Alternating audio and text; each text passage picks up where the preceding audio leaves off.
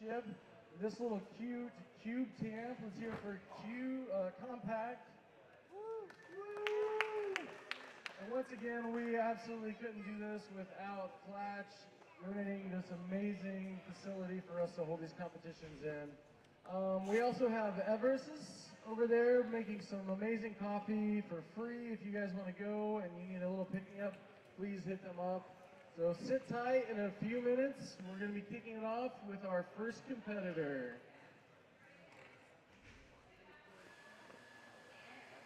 You're a natural. Okay.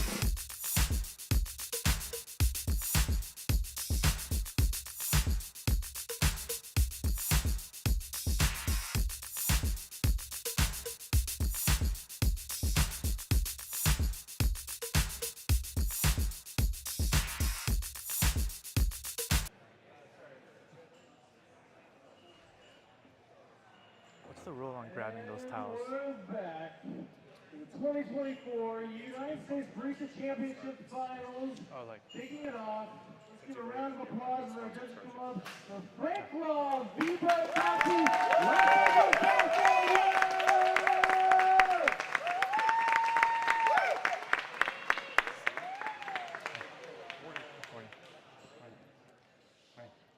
Good morning. Good morning. Good morning. Good morning. Be a head judge. Okay, great. All right, Frank, as the judges get situated, you know this drill. Congratulations on making it here. Thank When you. you're ready, ask for your music. You lift your hand and call time, and I'll meet you in 15 minutes. All right. Tech judges, cool. The first shot is going to be for Sigma, second for espresso, third for milk, of course. All right. Cool. Can I get a music check, please?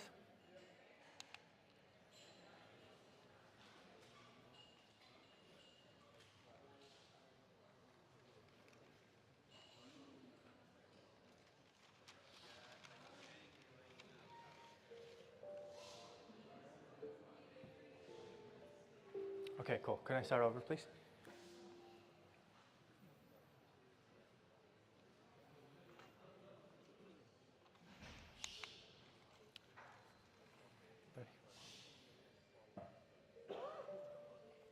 Time.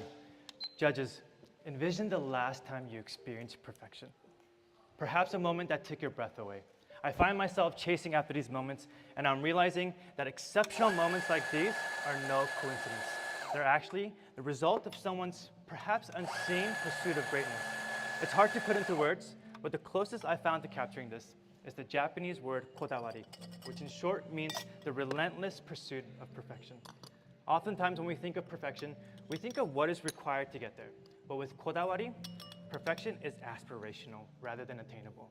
It's found in the journey itself. Our focus today revolves around this concept and is woven into the essence of everyone involved in bringing today's coffee to you. So let's start our time together with some tasting notes of your espressos. If you can please write this down for me.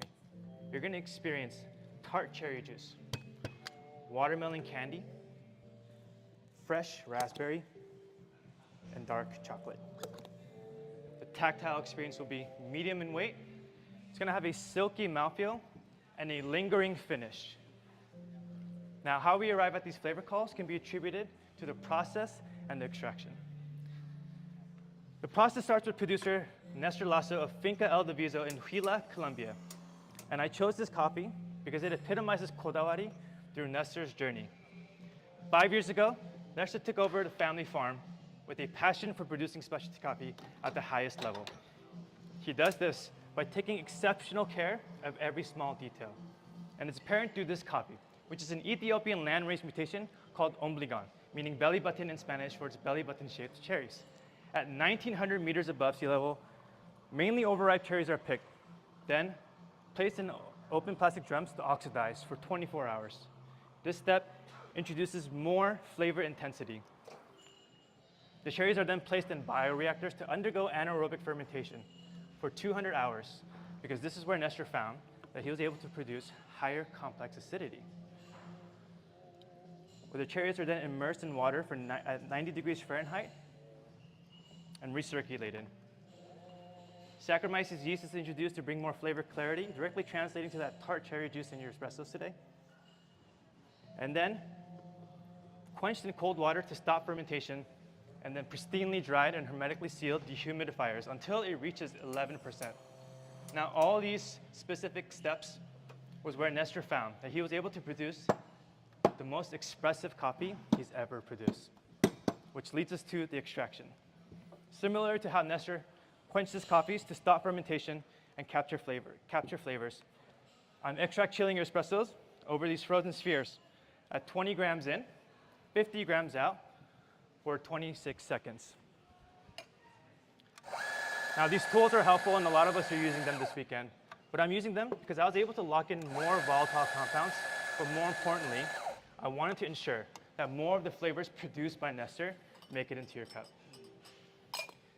This extract chilling, in tandem with the extraction ratio, resulted in a sweet, complex, and articulate shot, giving honor to the work of Nestor and his team.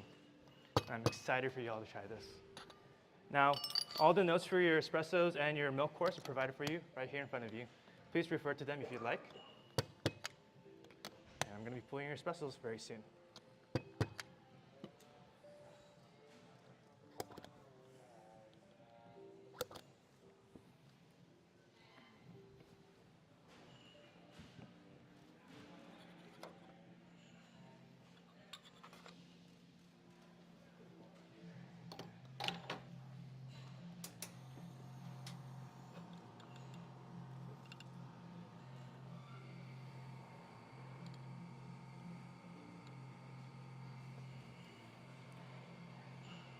Now I'm going to hand you your espressos. Please evaluate the crema, but hold off on tasting.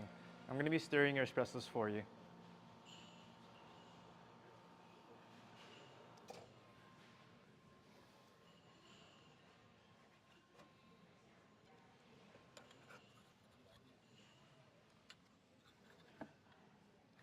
All right. Please evaluate, but hold off on tasting. Here you are. Thank you.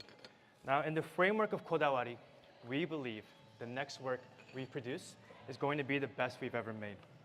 Today, this espresso, this moment, a moment that holds all the learning and experience that came before it, culminates to what I want to share with you, which is the best shot I've ever pulled up to this point.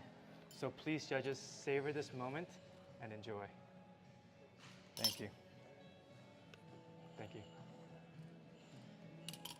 Make some noise for Chris.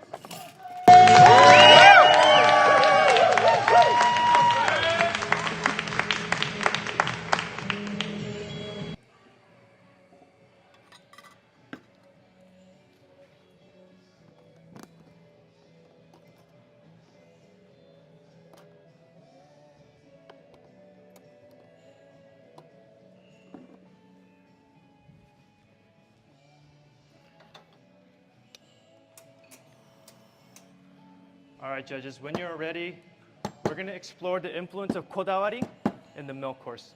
But first, I want you to write down these flavor calls of raspberry cheesecake, butterscotch, and strawberry malt. Now, in recent years, we've seen many innovations happening with the choice of milk on the competition stage, from local organic milk to freeze distilled and cryo-desiccated milk. We see the spirit of Kodawari pushing the envelope forward, resulting in some truly innovative milks. And I'm excited to share with you the milk I'll be using today, evaporated lactose-free milk. Now, I chose lactose-free milk because when you break down lactose into glucose and galactose, you get a higher sugar content, leading to a sweeter milk. Now, to amplify that sweetness, I freeze distilled it down to 50%, resulting in a sweeter, creamier milk. But it was still a one note of sweetness that I felt could be enhanced to have the qualities of the Ombligon shine in a new light. And I found that I was able to achieve that by taking this distilled milk and evaporating it, simmering it at 180 degrees Fahrenheit for 25 minutes.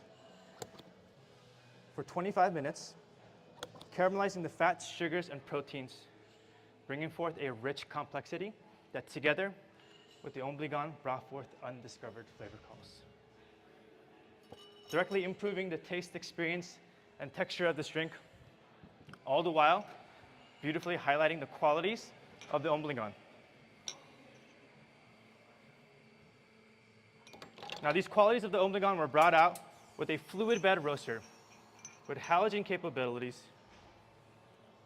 utilizing 3 different heat sources of conduction, convection, and radiant heat.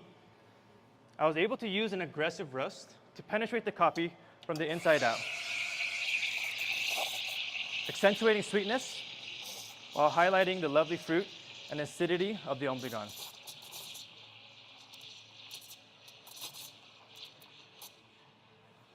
With a total roast time of 9 minutes and a development time ratio of 12%, bringing forth that lovely raspberry cheesecake note in your drinks.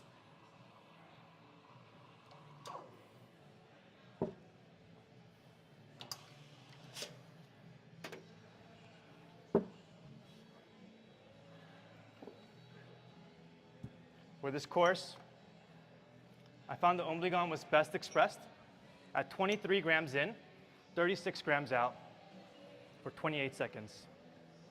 I'm using 100 grams of this evaporated milk, and I've steamed it to 120 degrees Fahrenheit, because this is where I really found it highlighted that lovely butterscotch note in your drinks. And together with the coffee, brings you notes of raspberry cheesecake, butterscotch, and strawberry malt.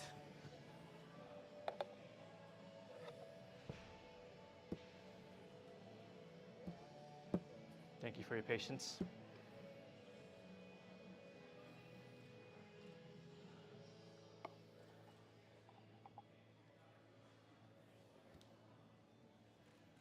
There you are.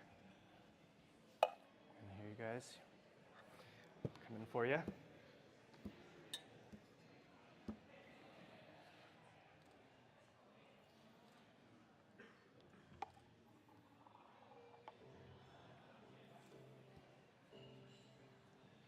There you are. Thank you.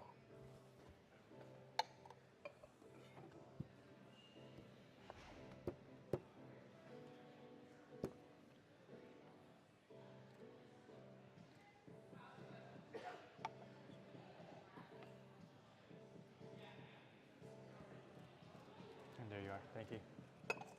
Please enjoy. For French Milk Corner!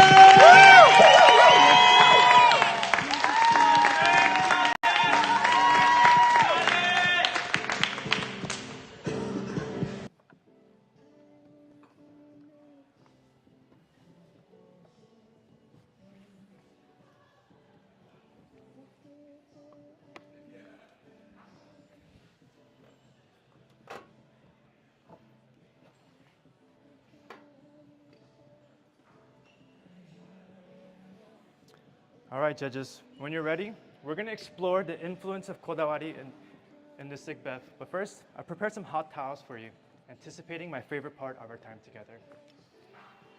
I ask that you be as present as possible because this signature beverage experience is itself a foretaste of future moments of kodawari in our industry. So please cleanse your hands thoroughly with them, and our amazing busters will come around and pick them up for you. Now, we can see that kodawari isn't just a monotonous pursuit of perfection, but rather a dynamic interplay of four pillars of passion, persistence, commitment, and attention to detail. To represent these four, I'm going to share with you the four main ingredients I'm using to bring synergy to my signature beverage. First, we need passion, of which I'm starting with the espresso, pulled at a longer extraction of 20 grams in to 60 grams out, serving more as a canvas than as a bulldozer. I've chilled it through this hyperchiller to cool it down, but to also heighten the viscosity and acidity.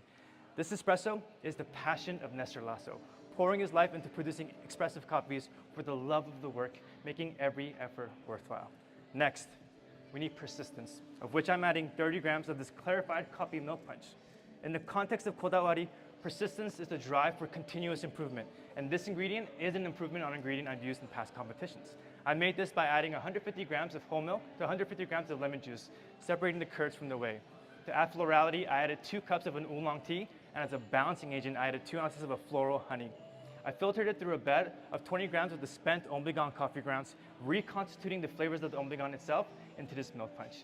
This resulted in a vibrant, complex, citrus-forward ingredient, giving this drink a refreshing acidity. Transforms that note of tart cherry juice to a new floral lime, like a finger lime. Next, we need commitment, of which I'm adding 20 grams of this red seedless grape chung, which is a fruit syrup commonly used in Korean cuisine. A defining characteristic of commitment is time. Most things worth doing take time, and so did making this ingredient. I made this by adding equal parts red seedless grapes to sugar for 200 hours, mirroring the same time of the anaerobic fermentation, dissolving the sugars and creating a syrup in the process. This time was vital to bring about a deep, intense musky sweetness that I felt paired really well with the acidity of the Ombligon, transforms the notes of watermelon candy and fresh raspberry to a new white grapefruit. And lastly, we need attention to detail, of which I'm adding 3 grams of a coffee saccharum. Precision is an indispensable element of kodawari and extends to the smallest of details, represented through Nestor's attention to detail in his processing, and now in this ingredient. I wanted to repurpose the ombligon in a meaningful way, so I made this by adding equal parts spent espresso pucks of the ombligon to sugars. The sugars extracted the oils, creating a slurry, which I then added equal parts cold brew to and filtered. On its own, it's aromatic, but can be too bitter, but used in just the right amount brings about incredible complexity to this beverage, bringing you back for another sip, transforming that note of dark chocolate to a new ginger ale. Now I'm blending all your ingredients into this blender, adding a pillowy and velvety mouthfeel to your drinking experience. My drinking instructions are simple. Please evaluate when I call time, swirl the drink for 3 seconds, and enjoy over 3 sips. You're gonna notice all the ingredients come together in great synergy, bringing you new notes of finger lime, white grapefruit, and ginger ale. Now judges, I'm always inspired by the greatness of others and their pursuit of perfection. And when we embrace the spirit of kodawari, we become the transformative force that pushes the coffee industry forward, giving birth to new innovations, elevated quality standards, and unexplored flavor possibilities. The great thing is, it's in us all. We just need to embrace it. And when we do, the result's not just outstanding coffee, it's a dynamic and thriving coffee culture that captivates the world. Perfection is found in the person and their journey, not in the cup. And my journey as a barista so far has been perfect. So thank you for being a part of it. And that's my time.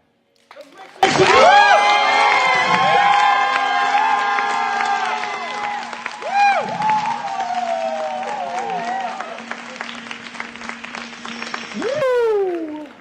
Back-to-back finals appearances. That has to feel good. Yeah. Yeah, being on the stage is like, making it to the stage is like one of the hardest things, as you know. Took you how many years to get here? 9 years, yeah. 9 years. And this is really just a victory lap. You know what I mean? Like, final performance is just like a victory lap. You've already won. Like, every competitor on the stage is absolutely a champion. So, what does this performance right here, right now mean to you? I think it's just a culmination of all the hard work and sacrifice, not just from myself, but my team around me. And I'm just so honored to be able to share this on this last day and be here in this moment. Yeah, no, I mean, your presentation was beautiful, and being present, right? It's not just them being present, but it's also you being present, you know, in this moment and serving them. And I think you absolutely executed that at like an incredible level. Thank you. Yeah, thank you for the honor to be able to sit in and taste with you. Yes. Incredible coffee. Who do you want to thank? Yeah, first and foremost, I just want to thank God for this opportunity to be here. And I don't deserve it, but I'm here, and I'm just thankful to be part of this and to showcase any talent that I may have. Also my team, my wife Michelle, my coach Jamie, my best friend Sam, Tay, who's been just a part of this dynamic team. I've never been more proud of a team, like just coming together and executing at the level that we have been. Thank you. Thank you. Thank you. And I honestly could not have gotten to where I got this year without them, so I'm really thankful for them. Yeah. How did you put your team together this year? Well, my wife is kind of stuck with me, so she's my script supervisor and motivator, so she does that role very well. She's also an actress, so she made sure I was emoting correctly and enunciating and pausing at the right time and all those things. Jamie is a friend of mine, an LA coffee friend, who in her own right is legendary, and you know, we're having worked with Charles Babinski in the past and other great coffee folks. I just thought it'd be a great opportunity to work with her, and luckily she said yes, and it's just been an amazing time to be working with her. She's just brought a lot of structure and organization to what we're trying to do. Yeah, let's hear it for his team. Yeah, This doesn't happen. We're not on the stage alone ever. Oh, yeah. In the early years, a lot of us tried to be on the stage alone, and it just doesn't work. It really is a team effort. Pulling all things from sourcing the coffee, from the producer to roasting and figuring out roast profiles. Yeah, and right? also, quick shout out to Yeah. Juan Diaz for helping me source Yeah, this coffee. absolutely. From Nowhere Coffee. Yeah.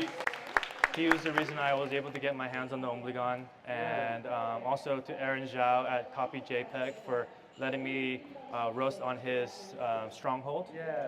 So I knew there were a just wanna couple say other thanks. people we need to get in there. And some sponsors, and Yeah. that'll be an Instagram post. So. Yeah, well, cool. Once again, congratulations for being here. Let's give a round of applause for Frank Law. He's got coffee right here, Los Angeles.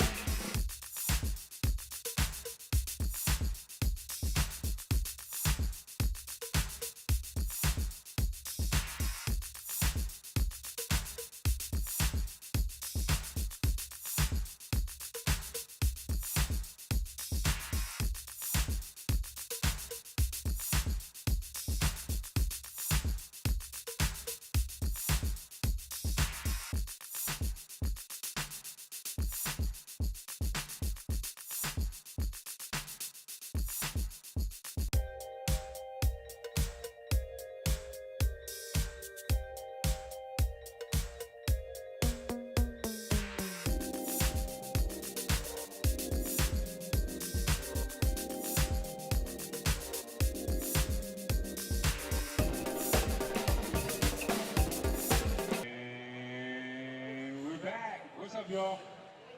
We have our second finalist of the day. Give it up for Meg Scott. Come on. Keep it on, keep it on. Coffee movement, San Francisco. That's what we're talking about. This is the finalist here.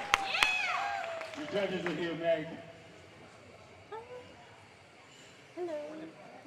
Morning. Hello. Hi. Hey. Meg, when you're ready and your judges are ready, go ahead and call for Nice, music and awesome. time. Good luck. Awesome. Perfect.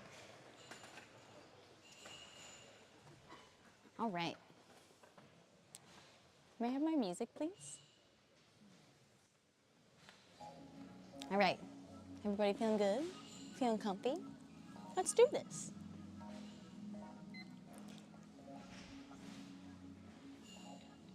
Time.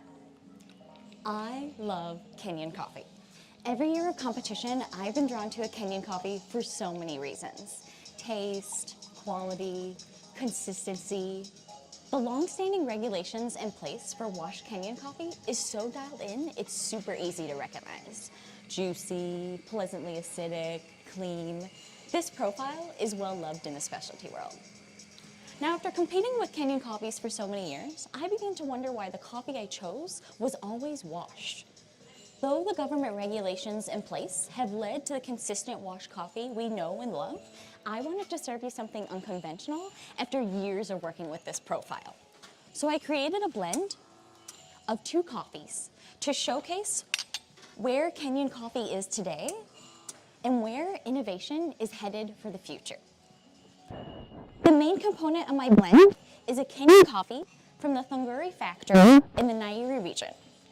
This coffee demonstrates where Kenya coffee processing is today.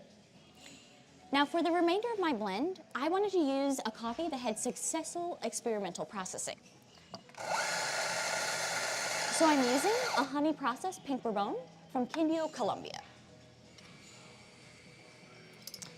Now, the Kenyan part of my blend is an anaerobic, naturally processed field blend of SL28, SL34, Ruru 11, and Batian. Now, this past year, Thunguri factory made great strides in training their co-op how to anaerobic naturally process. But even though they've only been producing naturally processed coffee for a year, they go to great measures to ensure quality. They pick and sort the ripest cherries. Then those cherries go through an oxygen-free fermentation for 48 hours in barrels. Then they're dried for almost a month, constantly monitoring the moisture content, ensuring the coffee is drying evenly and at the same rate. Now, the Colombian part of my blend is not only a honey processed, but it's been co-fermented with watermelon. It starts with a 72-hour carbonic maceration.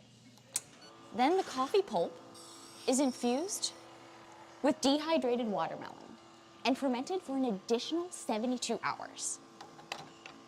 Then they're dried on raised African beds for 15 days. Now, both of these coffees are grown above 1,500 meters above sea level. This elevation slows the cherry maturation, resulting in complex sugars, creating really beautiful and unique flavors. Now, my blend is a lighter roast, making it inherently less soluble. This led me to extend the yield of my espresso to bring out some of those jammy, juicy flavors of the natural and co-fermented processes. So, I brewed my blend at 22 grams in, 48 grams out, in 24 seconds. This ratio lends a creamier texture, and it's the tastiest this way. Now, dropping the temperature of my espresso increases the clarity of flavors, so please make your visual evaluation, but wait to taste. I'm going to stir your coffee with frozen spoons so you have an ideal flavor experience. Once I remove the spoons, feel free to enjoy. Now let's talk about this coffee. It has a medium weight, a creamy texture, and a pleasantly drying and lingering finish. Those flavor calls are going to be fresh raspberry, watermelon candy, pineapple juice, and that lingering, pleasant finish of ruby red grapefruit. So Kenyan. Please enjoy as I remove those spoons. Cheers. Enjoy. Cheers. Enjoy.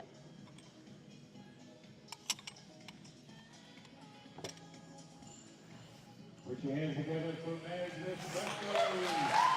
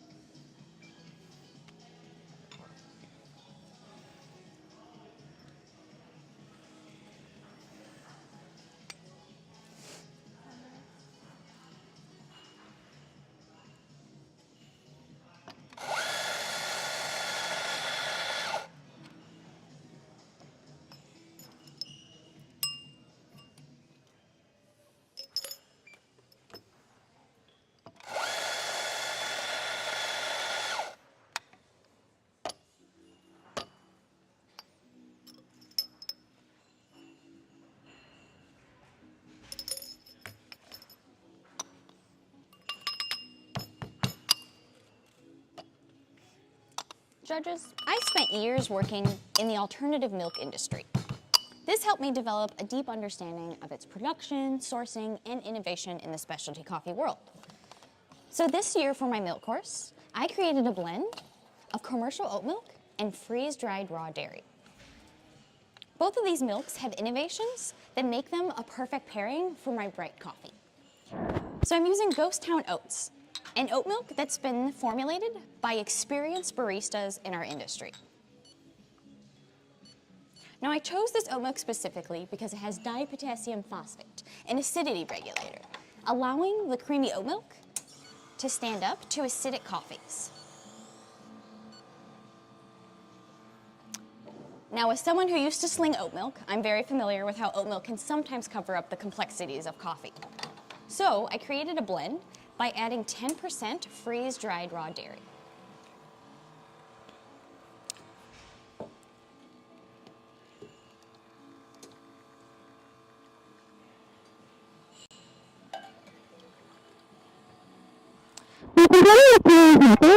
And being restricted to dairy only has proven difficult, as milk develops more lactic acid as it sits, making it hard to find balance.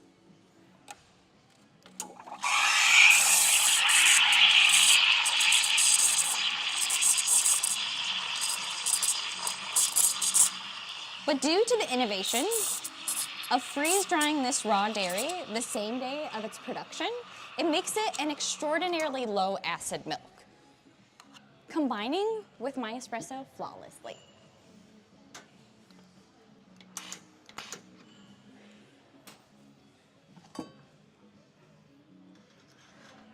Now I went a little bit tighter on my ratio for this course, so I brewed my blend at 22 grams in, 44 grams out, in 23 seconds.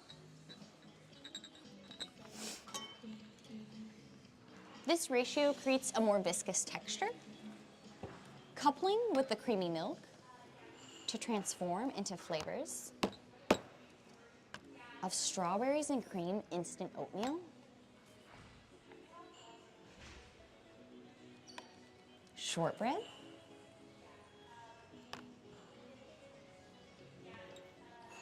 and honey nut granola in the finish. No drinking instructions for these. Just simply enjoy as I hand them out to you.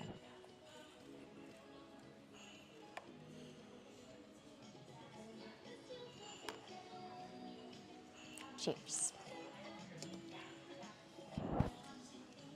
Enjoy.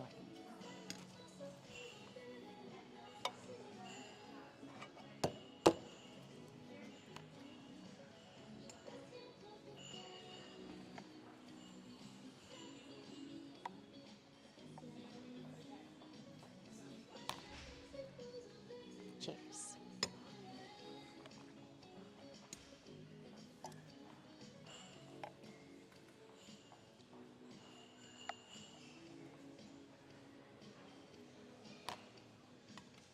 and cheers. Enjoy. Show some love for Meg. Yeah, go, go, go, go.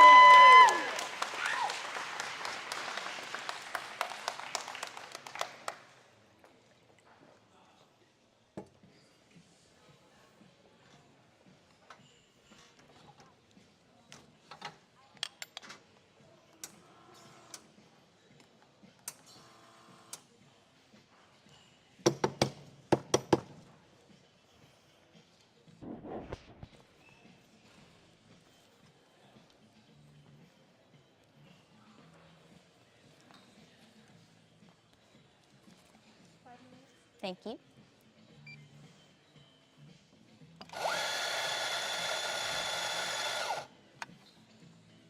Judges, I hope you enjoyed that last course. For our final course today, I wanted to use ingredients that exemplify typical Kenyan coffee flavors. So to build your signature beverage, I'm brewing my espresso at the same ratio as the milk course. This faster shot reduces bitterness and enhances acidity, creating a harmonious relationship with all the ingredients in my beverage. Now, Kenyan coffee has tart red fruit qualities. So, I tasted an array of red fruit. Cherries, raspberries, and soon realized that raspberries exemplified my espresso perfectly. So, I created a raspberry oleosaccharum by macerating 2 parts fresh raspberry to 1 part white sugar for 24 hours. I then bring this mixture to a boil, eliminating all bacteria, extending the shelf life, and bringing out some more of those jammy flavors. Now, when I combine my espresso with this ingredient, it's going to bring flavors of blackberry jam to your beverage. I'm going to be using 30 grams of raspberry oleosaccharum in your beverage. Next, to build structure and add complexity, I made a botanical tea concentrate, which is comprised of lemongrass, tarragon, and spearmint. Now, I made this concentrate by brewing at a 1:15 ratio, and I'm going to be using 18 grams of botanical tea concentrate in your beverage. So now I'm combining my espresso, botanical tea concentrate, and raspberry oleosaccharum, and I'm going to chill them in this rapid cooling pitcher, since these flavors are best experienced at a cool temperature. Now, I chose this cooling pitcher instead of ice so as not to dilute and to maximize the texture. The texture of your signature beverage is going to be slightly effervescent from the addition of 104 grams of elderflower tonic that I made by steeping 5 grams of elderflower in Indian-style tonic.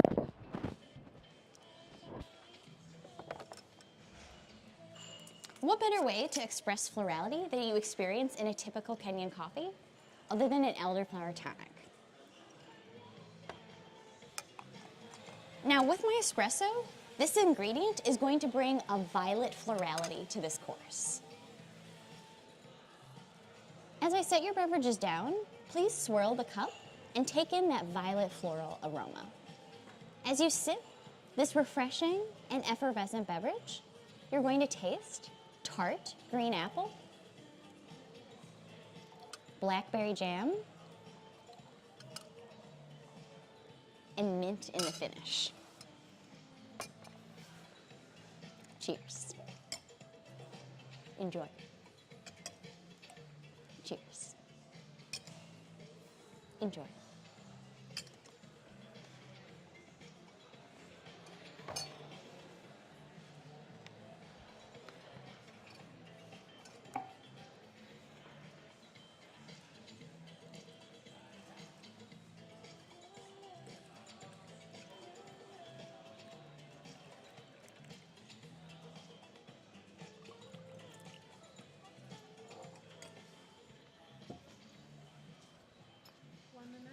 Thank you.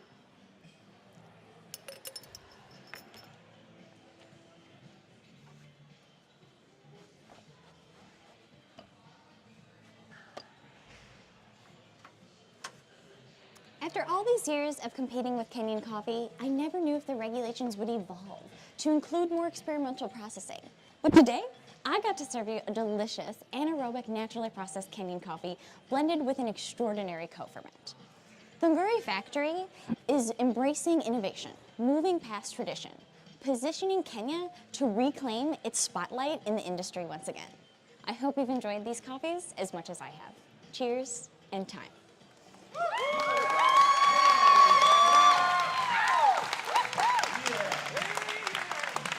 That was awesome. Thank you. Man, how you feel? I feel great. Second finalist of the day. Yeah. Yeah. Feels good. First time in finals? Second. Second time in finals. I know. That's right. So, how do you compare this year's finals to last year's? Well, last year's I did not Oh, make the the year finals. The before, year yeah, before that. yeah. It was very different. Yeah. It was actually the second, or it was the second time I was competing yeah. actually, or no, third time. Third time. It was the third time I was competing, and it was like right after COVID, and so it was so different. But I just feel like I've gained so much experience, and it just like it gets, even though it's really hard, it does get easier each year. And so this year I feel like I had just so much fun preparing and like really enjoying it. Can you talk about the coffee movement to people that don't know about Yeah, the coffee movement? definitely. What your role is? Yeah. So I'm the GM at the Coffee Movement. So I run 2 locations in San Francisco, some of the busiest cafes in the city. It's really an incredible place. It's very quality focused. We TS our coffee every morning, and it just is like, it's the hardest place I've ever worked. Right on. But it definitely is the most rewarding. And it has a really awesome bar flow. And so the coolest thing is I never have to call anyone's drink, which is really cool. But it's a really awesome place. I love it. Heck yeah. Do you tie in a lot of the competition training with your staff there as well? Definitely. So the way Coffee Movement is set up is very competition oriented. And so like all the tools we're using, our bar flow, everything is like very much similar to competition. And so I always tell people that like if you can get good at Coffee Movement, you can definitely compete. You know, and so that's what I'm trying to do. I'm trying to get my staff to compete. Yeah. But like that's why I always tell them. I was like, this preps you for competition so well. And like honestly, I've been at Coffee Movement for a year now, and working in a cafe and being in that environment for over a year has made me so much better on bar and so much more prepared for competition. Heck yeah. Yeah. How do you guys keep up with like the trends and implementing things into your bar flow? I think being involved in the competition industry helps because it's like, you know, everybody's changing stuff every year. And like we're always striving for better, and that's how we are at Coffee Movement. We're always striving for better, so always implementing new things we can do to make the coffee even better. You got some shout outs? Reef, my partner, my boss, the best, so talented. He has helped me so much, and I love training with him. All my staff at Coffee Movement, they're holding down the fort while I'm gone, and I appreciate it. And they have while I've been training too. My best friend Rachel, my other best friend Tori. Yeah, I feel like. I have one more question. Oh yeah, what's your question? The milk blend. I heard Ghost Town Oats, and you did a Freeze-dried raw dairy. freeze-dried Raw dairy. raw dairy. Yeah. Raw yeah. dairy? Like Yeah. just like raw milk? It's freeze-dried. That's dope. Yeah. All right, that's awesome. Yeah. So give it up, y'all, one more time. Next stop, Coffee Movement. You're awesome. Thank you. It felt really good. Thanks, Lynn. Let me get your...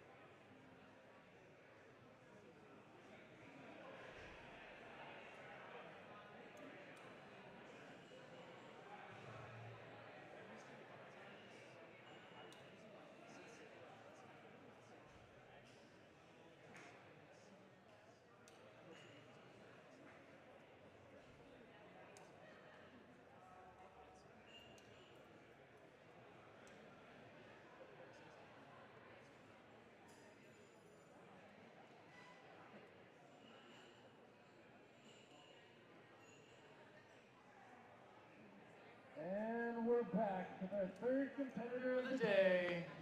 Let's make a lot of noise as our judges come up for Morgan Ekron, the Ice Coffee Man! Let's make some noise!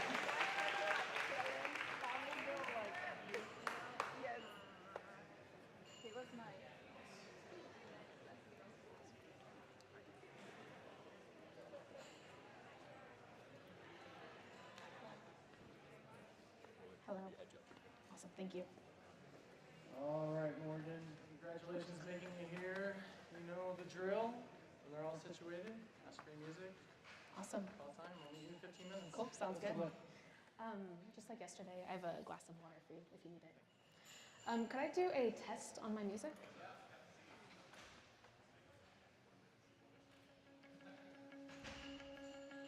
That sounds great.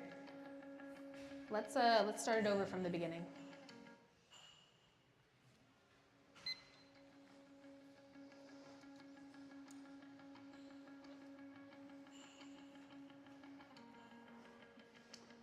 Time.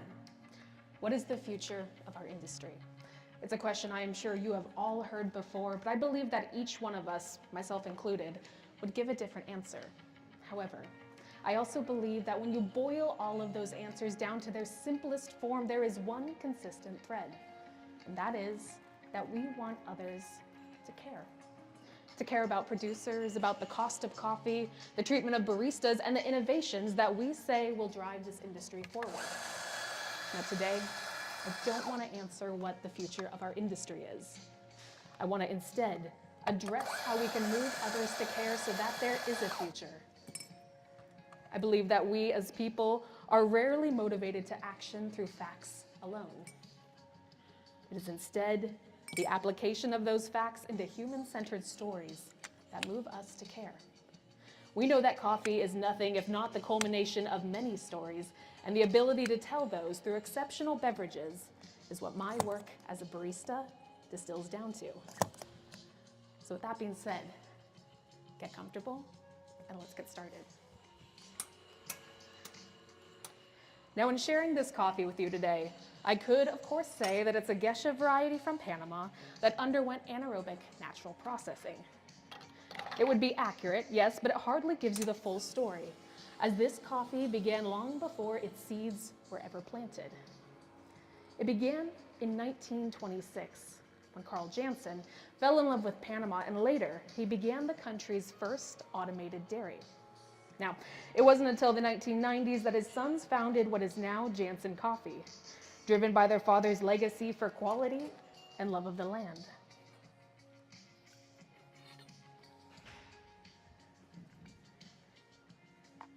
Jansen Coffee today is in the hands of Kai Jansen, the third generation of his family to be continuing a legacy that began with his grandfather.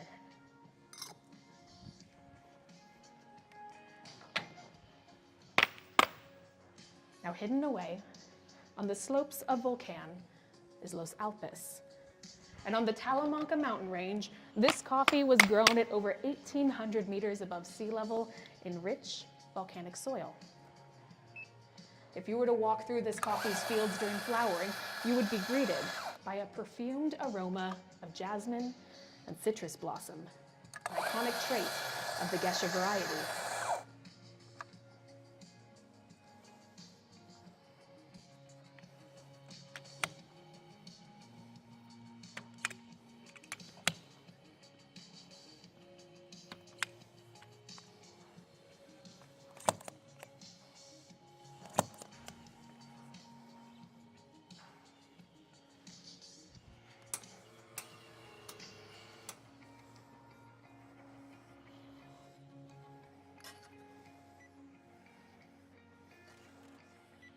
Now, after picking at peak maturation, this coffee underwent a 96-hour anaerobic fermentation before it began its complex, multi-stage drying process in the cherry. This process began in a dark room at 21 degrees Celsius, being rotated every 12 hours. It then moved on to a sun patio, a mechanical drum dryer, and finally, African raised beds. Now, the results of this complex drying process are a final cup that is rich in tropical acidity. We're starting today with 19 grams in the basket, a yield of 40 grams at 25 seconds. When I hand you your cups, please wait to taste, but do perform your visual evaluation. Once I indicate, you may follow your standard stirring procedure and enjoy. But let's talk about what you'll taste. In the cups, you will taste bright strawberry and 65% dark chocolate. An initial grapefruit that cools into lime, and a floral and botanical orange blossom. The tactile will be a medium weight. It is slick, juicy, and creamy with a long-lasting coating and bright finish, recalling the dark chocolate and a pithy grapefruit. Please enjoy. Let's hear it for Morgan's Espresso!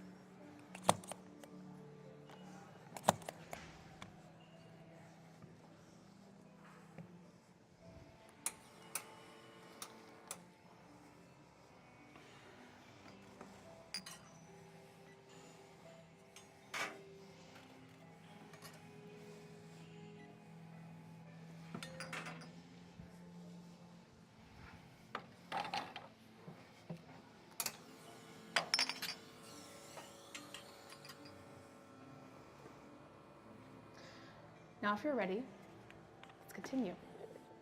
Long before the Jansen family was producing coffee, Carl Jansen's work in Panama was in livestock and dairy production. In a region known for its lush forests and eternal spring weather, his work prioritized preserving that natural richness in the lands and lakes for future generations. It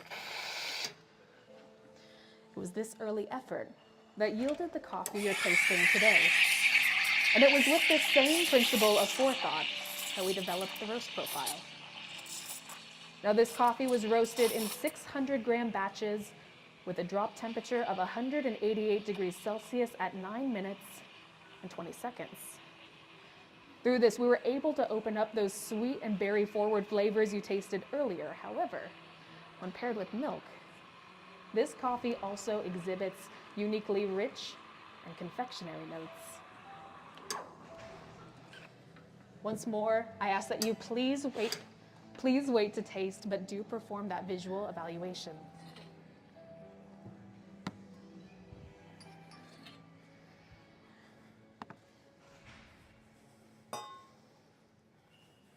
Now let's talk about milk. Today, I have chosen to primarily use a whole milk that was in part produced by Brangus cows. This is the same breed that Carl Jansen imported to Panama all those years ago.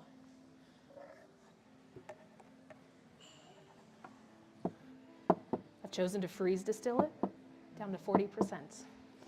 And then I added 25% coconut milk by weight, which helps retain that delicate tropicality you just tasted.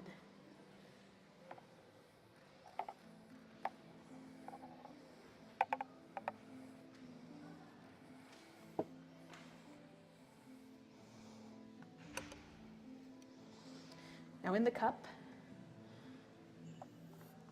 you will taste a melted dark chocolate ice cream. You will taste the flavor of almonds and fresh whipped cream. And finally, a coconut white cake. The tactile is a heavy weight. It is rich, buttery, coating, and decadent, with a long-lasting finish recalling the flavors of dark chocolate. Now for a moment, I ask that we step out of the past and return to this moment now. It is a difficult thing to ask others to care about something in the same way that you do. However, as a barista, I don't think I do this with words alone. That ask comes in the quiet and practiced movements of latte art. Through coffee that is served with care and with respect to each layer of work that has gone into this supply chain. It is through all of these things that ask transforms into an invitation. It's not to take on the burden of caring about coffee, but instead, the joy of it. So with that being said, and when I hand off this last drink, I invite you to please enjoy the milk course.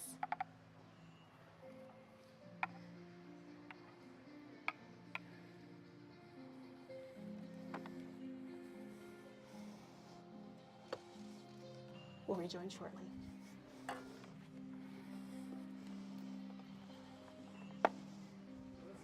Noise for Morgan's Milk Course!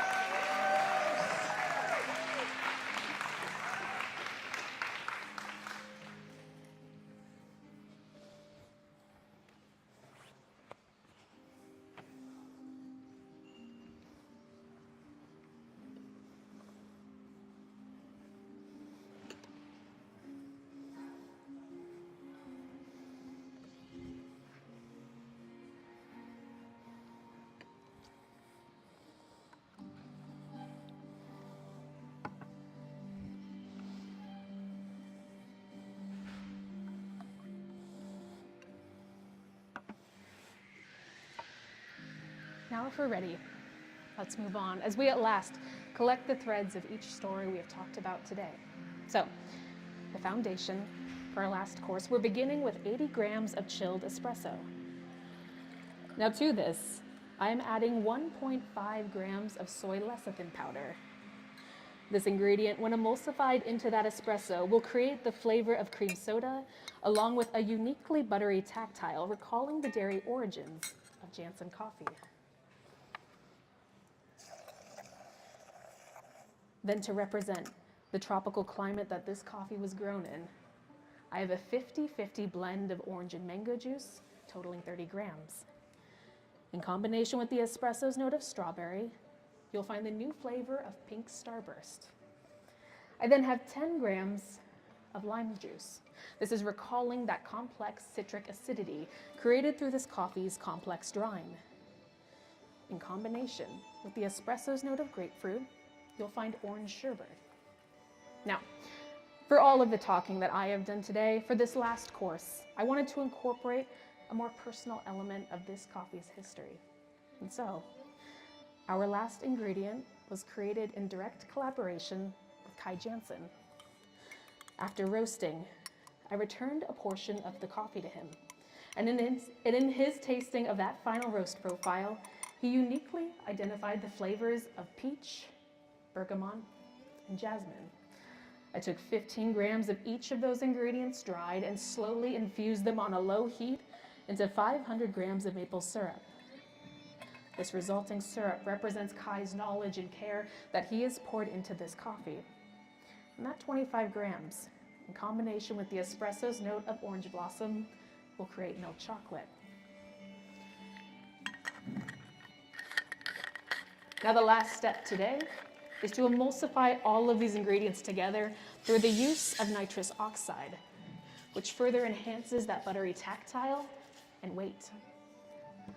I ask that you hold on tasting, but do perform your visual evaluation. Pardon me, no need for the visual evaluation, but let's review flavor calls. Now in the cup, you will find pink starburst candy, milk chocolate, orange sherbet, and cream soda. The tactile will be a medium weight. It is thick, frothy, and pillowy with a coating finish that is long and like the pink starburst and a hint of red grapefruit. Now I ask that you take in this scene in front of you, because nestled within a recreation of this coffee's home in Volcan, Panama, is my final invitation to you. It is an invitation to take on the joy of caring about coffee. Finally, as a fog of orange blossom and jasmine cascades across the mountaintops, recalling blooming geisha blossoms, I'll leave you with this. Our future as an industry will not be found solely in the innovations of tomorrow, but instead in the stories of our past that have culminated into these cups in front of you. To tell these stories is my job, but to take them to heart, that is yours. So I ask that you inhale to take in what is past, and then swirl and sip to taste what is now. Thank you for your time. It's been an honor. Please enjoy. Time.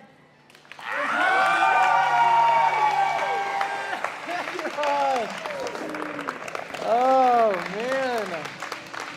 Yeah, I'll give you a second. I'm good. Yeah. What an incredible performance. What an incredible journey. It's been such an honor watching you from the very beginning, with you and your mom or coach in the beginning, taking it, just to see your transformation and your professionalism like blow past what I could aspire to. So, yeah, Thank you. incredible job. This is your third finals? Third finals, yeah. Yeah. Back-to-back finals? Back-to-back finals. Oh, that's hard. It's so hard. So where do you find inspiration to just keep the gas on and recreate yourself in such a quick turnaround time? Yeah. How the freak do you do that? Good question. I every time when I start preparing for the season, I don't really know what I'm gonna do, and it's hard to think about how I'm gonna top what I did last year, because each time it feels like that's kind of the max. Yeah, absolutely. And so this year specifically, I really tried to focus on a new element of my routine that I didn't in past years, like presentation and visuals is something I always think about, but never to the extent of this year. And so having that new element and challenge for myself, that kind of led the way to all of this, and it made it a really, really fun and honestly what felt like a very new process. Yeah, no, absolutely. I mean, you even changed from qualifiers here, right? Yes. Shout out Nikki, by the way, for these sets, seriously. Thank you. Thank you. Thank you. Yeah, seeing the transformation from qualifiers here was incredible. It takes a lot of people to do that, to pull this all together. Who would you like to thank and give some shout outs to? My family, of course, who are here somewhere, which is super cool, traveling from Portland and the Corvallis area. The entire Onyx crew, this has been a really big competition season, and also definitely week as well for all of us, and everyone has held it down and done such an incredible job, and yeah. Yeah, well, once again, congratulations on being on this stage. You've done an amazing job. Can't wait to see where everything falls. Thank you. Let's give a round of applause one more time for Morgan Ecroft of Onyx Coffee Labs.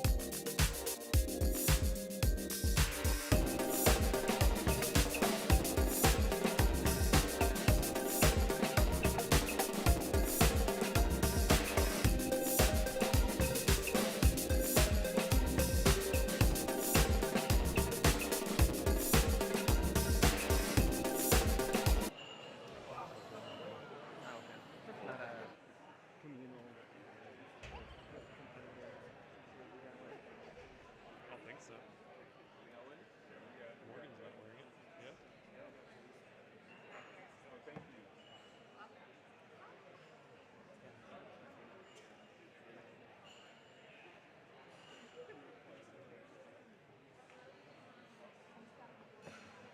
It is indeed beautiful.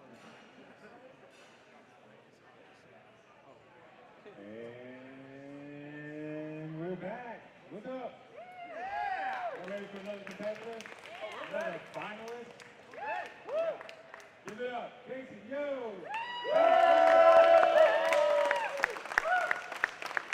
Good luck, buddy. We'll be waiting for judges. One minute. I'll pull you down. I'll just tell you a story. Competition story. 2008, I made semifinals in Minneapolis. So stoked. I told the judges we're going to be here for 14 minutes and 54 seconds. I started my presentation. My first drink was Zigbeth. I had all my glasses lined up on the judges' table for presentation. You go to put the first ingredient, which is honey, into the first glass, and the top pops off. Honey goes up to it. The crowd was like, oh. So I cleaned everything up. Tried it again. Top pops off again. It's like, yeah, I'm not gonna clean it at all. So after that, I was just making drinks. Not talking to the judges. Espresso. Making a mess. Got all the drinks out. The last drink was an espresso shot. I put it down, called time. 14 minutes, 54 seconds. She was a wreck. All right, Jason, your judges are here. What's up, y'all? Welcome. Good to see you. Hey, welcome again. Thank you. Hi, good to see you again. Welcome. Hey, welcome. Good to see you again. Hey, good to see you again. Welcome. Hi, so good to see you. Good to see you again. Thank you. Hey, how's it going? Yeah, head coach. Wonderful. Thank you. Jason, you know the drill. When you're ready and your judges are ready, all time, the music. Sounds Good good. luck.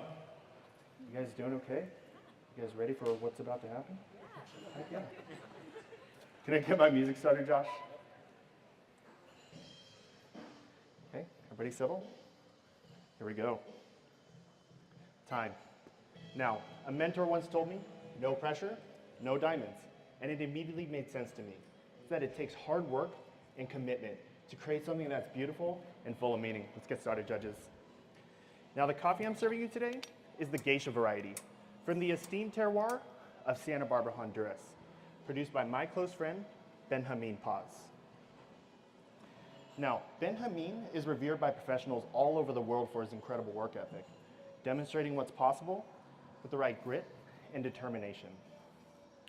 You see, he champions his community by choosing to farm like any of his neighbors can on this mountain, where he shares the same hardships, even with the access to exclusive technology. For example, they endure the intense pressure of producing world-class coffee under the obstacles of rising costs of production and even thousands of Honduran citizens fleeing the country to find work elsewhere, leaving them short-handed with the labor needed during harvest time. However, he stays committed to this work, knowing what it takes to produce extraordinary coffee, while staying dedicated to his terroir. Now, his farm sits on a steep slope at 1,700 meters above sea level. And at this elevation, there's nitrogen-rich soil on volcanic loam covering limestone. In this nutrient-dense environment, the cherries produce complex flavors. This coffee is also processed in 3 different anaerobic environments: 48 hours in cherry, 48 hours in mucilage, and 48 hours in water to fully wash the coffee. Now, in the first 2 fermentations, pressure was the key to break down the fruit and the mucilage in a carbon dioxide-rich environment, where it breaks down the fruit and the mucilage, but also imparting more soluble matter onto parchment. Now, not only does this enhance the silky tactile of this coffee, but also emphasizes the natural sweetness. And in the last stage of fermentation, something truly special happens. Provides clarity for us to still perceive how the Santa Barbara terroir modulates this variety with heightened floral aromas. All of the beauty and the promise of a fully washed coffee, all done through pressure. And in the end, a wash process is the best way a producer can market their most valuable asset, their terroir and their variety, regardless of their resources. Now I'm brewing these espressos at 20 grams in, 43 grams out, in roughly 23 seconds.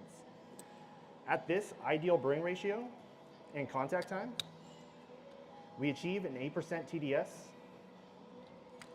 with a 20% extraction yield, articulating all the beautiful details of Ben Hameen's coffee.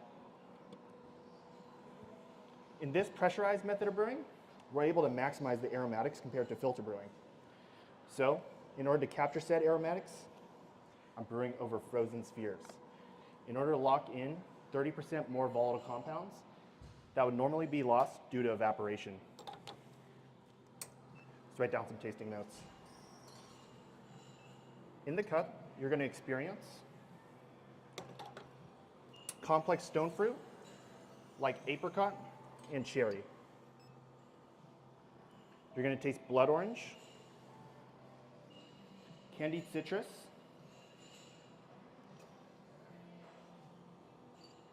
and craft chocolate in the finish. The tactile is a medium weight, light medium weight, excuse me. A very soft and silky texture,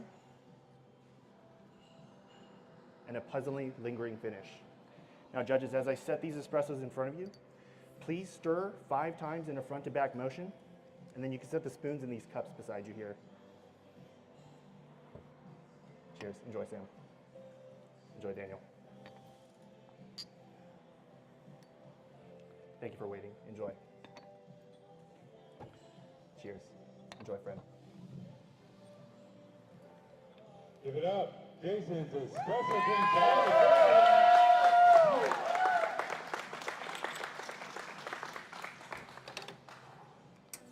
Thank you.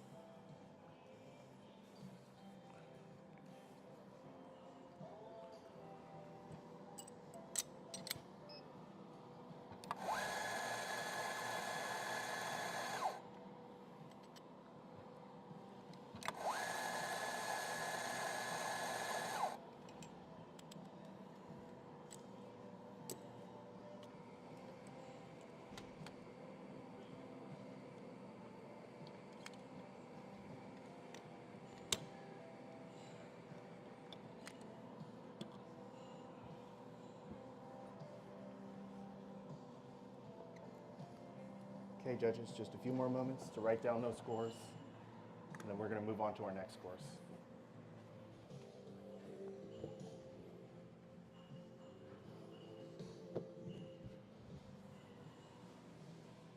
Okay, everyone ready? Now, I wanted to take this pressure approach to your milk course. So, I've turned to cryodesiccation in order to enhance the experience of espresso and milk. Now, cryodesiccation is a controlled process where frozen milk is pressurized in a vacuum chamber with gentle heat applied to slowly evaporate the water content, concentrating the natural sugars and the fats from the milk while maintaining its composition into a fine powder. Now, this method was applied to lactose-free milk, where we'd concentrate the natural sugars, glucose, and galactose. These are lighter sugars that are perceived as much sweeter than regular cane sugar. Next, I've rehydrated this powder into an A2 milk. This milk comes from a breed of wide-bodied cows from here in California that are intended for long-distance grazing and are grass-fed. Now, what's special about these cows is that they produce a milk that's high in butterfat. So when these two ingredients come together, it produces a creamy, sweet milk with a buttery richness. Now, I chose this milk because I love the way it accentuates the natural sweetness coming from Benjamin's experimental processing method. Next, I paired this with the espressos brewed at a tighter ratio. 20.5 grams in, 36 grams out, in roughly 24 seconds. Now, while doing this, not only did I boost the strength of the coffee, but I also heightened its acidity in order to cut through the rich fat coming from the milk. Now let's write down some tasting notes. In this beverage, you're going to experience milk chocolate and chewy caramel candy. Truly delicious. Enjoy, Daniel. And again, you're going to experience a creamy texture with, again, those lovely flavors of milk chocolate and chewy caramel candy.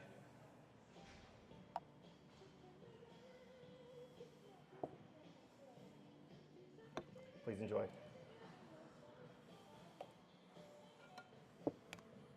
Last but not least,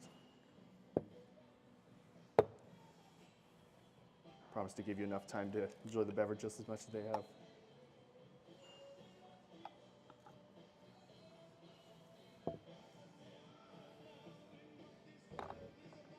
Cheers. Enjoy.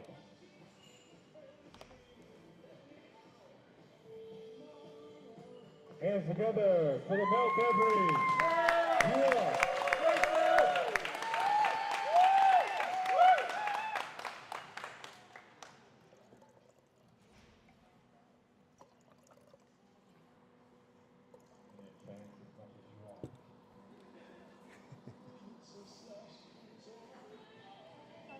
Thank you.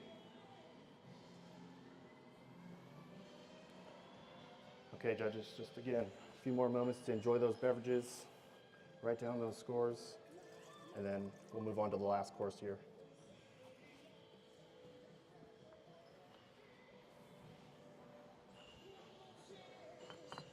Okay, everybody in a good spot? Awesome. Now, even in diamond production, it's not pressure alone that creates a diamond. They're then sculpted and excavated into something beautiful that reveals clarity. And I've taken on this concept for my signature beverage course in order to celebrate the beauty of Benjamin's coffee while transforming its flavors. So, to start off, I have the espressos chilled in a hyperchiller without dilution. To that, I'm adding 20 grams of a lemon oleosaccharum.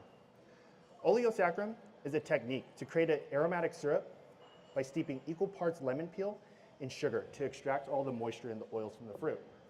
Now, the floral aromas emitting from this ingredient is going to bring us the note of orange blossom and lime sherbet in this course. Now, the next two ingredients are truly exciting. Ready? So, in the theme of pressure revealing clarity, believe it or not, I've clarified two different ingredients. So, next we're going to start off with 8 grams of a cold pressed orange juice that I milk washed, using the same milk from the previous course actually. So cold press is a method of juicing where a hydraulic press exerts immense pressure onto the fruit to extract all the juice and the nutrients from the juice, from the fruit. So with that, I've acid adjusted it with a complex solution of acids, equal parts tartaric, malic, and citric. Now what that does is it curdles the milk, creating these curds that basically act as a filter, binding towards those fibrous aspects of the juice, thus clarifying it, while also giving us the whey protein. Now, what this ingredient is going to do is going to bring us the note of grape candy and blood orange to this course.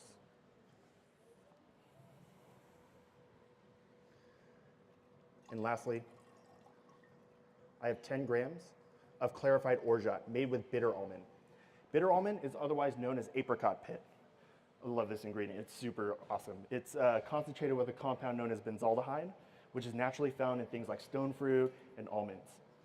Now, what I've done with this ingredient is I created a nut milk. So I created a nut milk, added a touch of citric acid to curdle it, then I strained it through a coffee filter, revealing a clear liquid. That clear liquid is mostly water content, but it's that water that's been steeping with the bitter almond, extracting all the benzaldehyde, bringing us the note of cherry in this course.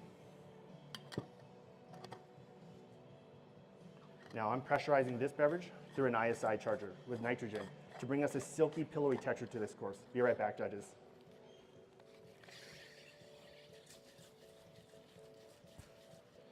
All right, and if we missed it the first time, let's do this again. It's gonna bring you a silky, pillowy texture with, again, those flavors of orange blossom, lime sherbet, grape candy, and cherry. Now, as I set the glass in front of you, please wait till I call time to enjoy. But once I do, give the glass a swirl and enjoy in 2 sips.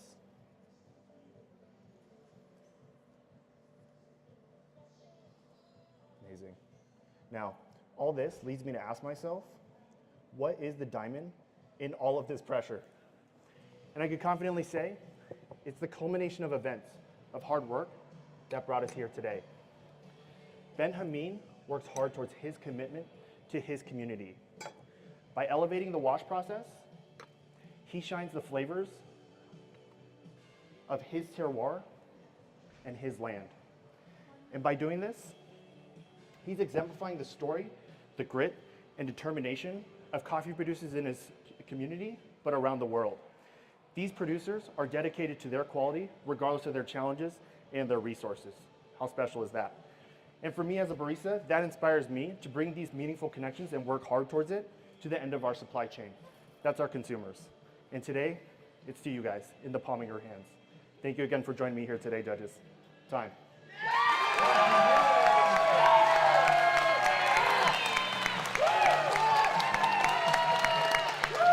Great job. Thank you. Thank you.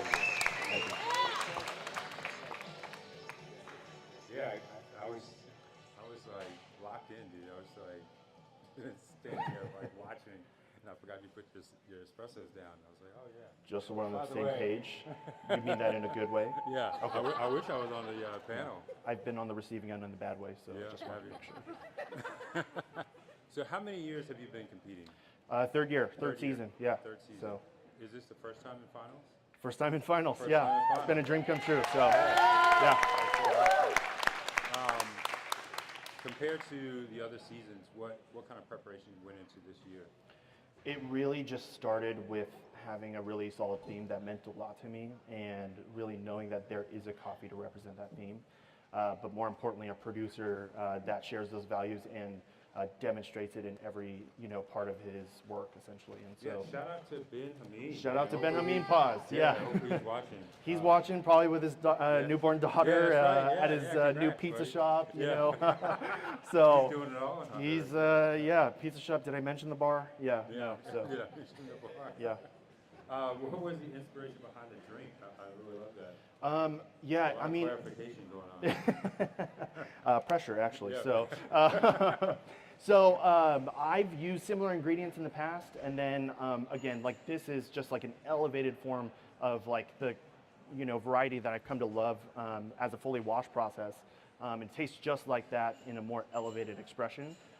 So honestly, it was like, okay, I could use the same ingredients. I just got to bring a more elevated, experience. Thank you, judges. I got to bring a more, elevated technique towards preparing those things. And so it was the first time actually where I tried a signature beverage. I thought of the concept and plug and play, it worked. Oh, good. Yeah, So, those are hard. so it was almost like a dream come true when that happened. So. So tell us a little bit about St. Frank and what your role is there. Yeah, I do all the training, all the education, wear a lot of hats, of course. I'm the community dad joker. But yeah, I do all the training. The St. Frank family has been just incredibly supportive throughout this whole journey. All the baristas at the cafes, the guests, and of course the owners here. So Yeah, there he is. yeah, so. So it sounds like a lot of your training does incorporate training as well, or do you Yeah, or is it like of course bring the I'm. staff into it? A little bit of both. Like honestly, part of our training is talking through a lot of our coffee offerings and talking about the stories behind the coffees, essentially. So sometimes I have like a mock, like script in my head of like how I'm describing each of these coffees. So sometimes like the barista I'm training doesn't know this, but I'm kind of doing a practice routine here. But again, like that's part of the messaging behind building a script. It's you got something meaningful to say, you have a meaningful story to say. Have at it. So, and that's the story behind any producer who's producing coffee in the same light as Ben Hameen. So, Awesome. You want to give some shout outs? oh my gosh, yeah, I've given so many this week. Yeah, let them roll. Yeah, again, I'm going to start off with the St. Frank family. For the baristas and the cafes and the guests watching at home, thank you so much for your support. You probably see these shirts. That's very like characteristic of things I do often in my theme. Of course, Kevin Bolin and Lauren Bolin for just supporting me all this way and inspiring me through the messaging of the script and connecting me with this relationship. My parents, of course, for coming all this way. I say all this way like they're far. They're in Northern California, so yeah. There's a lot. There's baristas that came over here to support me and actually saw my scary side. You have a scary side? No, I don't know what you're talking about. I can't forget the family at Black and White and Archetype, in terms of just, providing me guidance over the years. Yeah. All right, give it up one more time. Thank you, Jerry.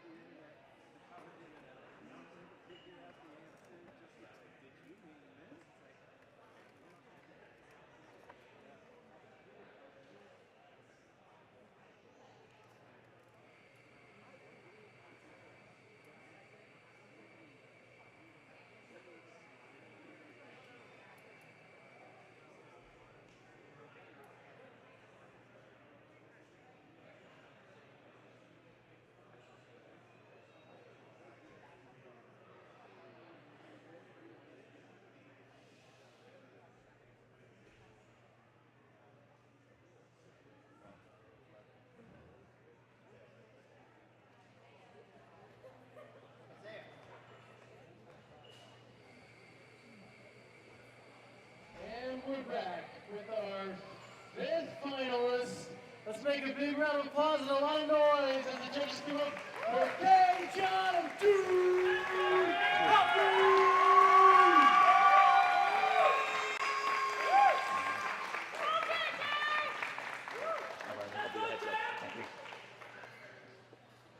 All right, Kay, you know the drill. Once the judges are all situated, ask for your music. You're ready all the time, and meet me over here in 15 minutes. See you then, Isaiah. Best of luck. Thank you. Are we comfortable? Can I test my music a level, please?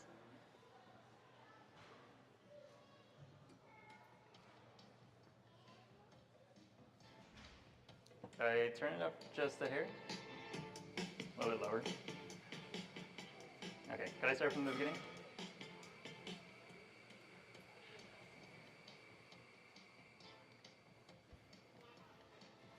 Time. Specialty coffee is more connected than ever, with baristas, producers, and consumers all sharing the same goal, creating exceptional coffee experiences. And as your barista, I get to share these connections with you, removing barriers between barista and consumer, connecting us, and moving us forward. We'll be following the order of your score sheets today, starting from top to bottom. I'll begin preparing some espressos, and together we'll look at the connections that will make our experience together an exceptional one. Ready? Let's get started. The coffee I've selected for you today is a naturally processed geisha variety grown by the Lamassus family at their farm Alita Estate in Boquete, Panama. I've selected this coffee for you because Panamanian producers like the Lamassus family have raised our industry's bar on exceptional coffee experiences. And through the connection between producer, terroir, and variety, we can share specialty with new and returning consumers alike. Now, the geisha at Alita Estate grows in some of the best terroir for this variety, grown at high altitude under rainforest fog and shade cover, giving this coffee increased sugar development in the cherries, leading to fruity and sweet flavors from natural processing and a complex acidity. Finally, the Lamassus family employs a meticulous drying process, layering this coffee on raised beds to prolong the drying time in cherry, giving this coffee its complexity. Now, throughout my courses, I'll be using two techniques that allow me as your barista to better connect you with the work the Lamassus family has done to make this an exceptional experience in the cup. The first is the Weiss distribution technique. And by using the autocomb, I'm able to achieve higher distribution in your espresso baskets, giving your espressos increased flavor clarity. The second is I'll be rapid chilling my extractions, using frozen spheres to rapidly lower the temperature of your espressos, positively affecting texture and taste experience, and preserving volatile aromatic compounds. My recipe today is 20 grams in, 40 grams out, in 27 seconds. Now, together with my team, we roasted this coffee on a Loring S7 roaster, using a roast profile of 10.5 minutes and 22% development, with the Loring's convective heat transfer, allowing us to showcase this coffee's complex acidity. So, if you'll write some flavor descriptors for your espresso course with me, you're going to experience cherry, tangerine, and dark chocolate. The tactile experience is a light to medium weight with a silky texture and a lingering finish. Now, once I place your espressos in front of you, I'll ask you to perform your visual assessments only, but please wait to taste. I'll also ask that you take a sip of water from those water glasses now to prepare your palates for our espresso experience.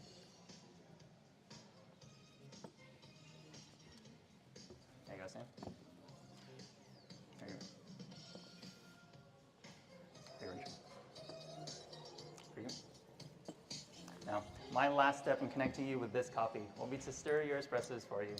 Now, even though we're both on stage, this coffee is worth taking the time to enjoy. So I'll give you plenty of time to evaluate while I'm preparing my milk beverages. And I'll give you a 15-second heads up before we're ready to move on. Please enjoy your espressos.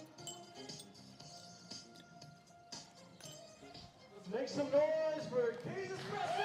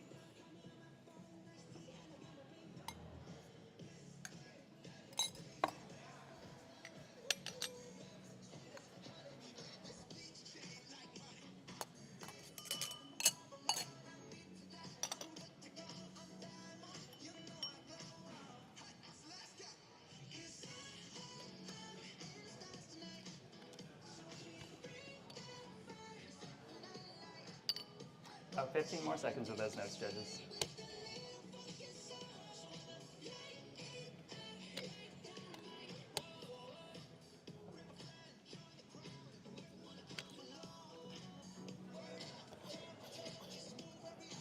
Ready? Thank you. Milk beverages are often the first connection consumers make with specialty coffee, and they're a way for us to elevate consumers' experiences with coffees like this natural Elite Geisha. Your flavor descriptors for this course, if you'll please write these down, are caramel and chocolate ice cream. I'll ask that once I serve your drinks, you perform your visual assessments immediately, but please wait to taste, because we'll be tasting these together. I'll also ask that once you've completed your taste evaluation for this course, that you take a sip of water to prepare for my signature beverage. I'm preparing my extractions using the same recipe that you tasted in my espresso course. I'll be combining these extractions with 45 grams of milk. The milk I've selected for you today is a blend, combining the dessert-like flavors of lactose-free milk with a complexity and sweetness of a koji fermented plant-based milk made with rice and oats.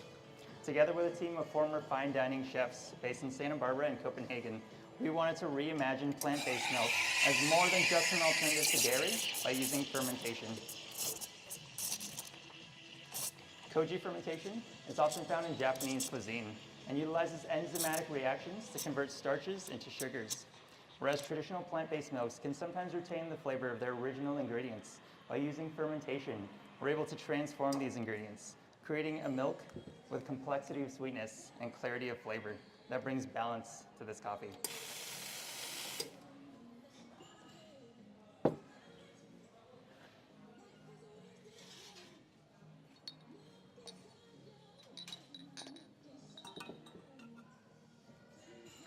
So I'll be combining these milks in a 70% ratio of lactose-free and 30% koji plant-based.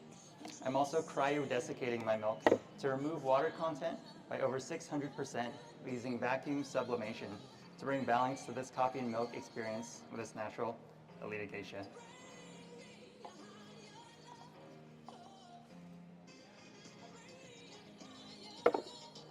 Please wait to taste. There you go, Sam.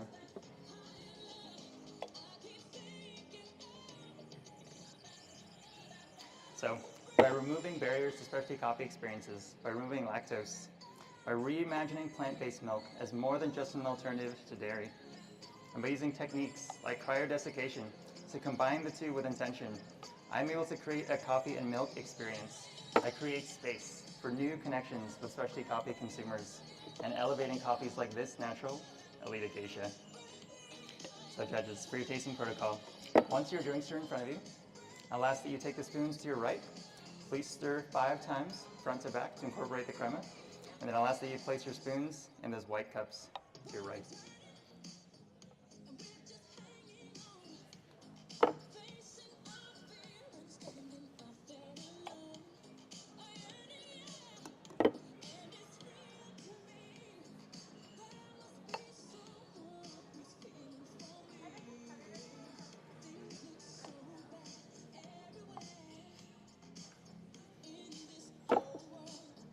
There.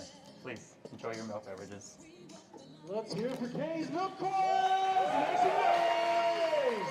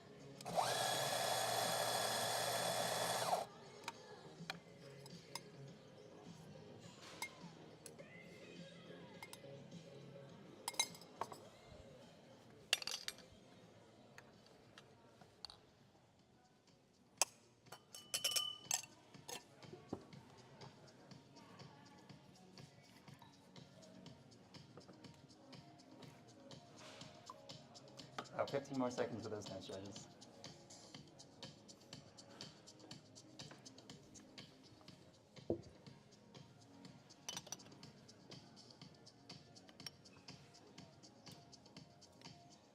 Ready?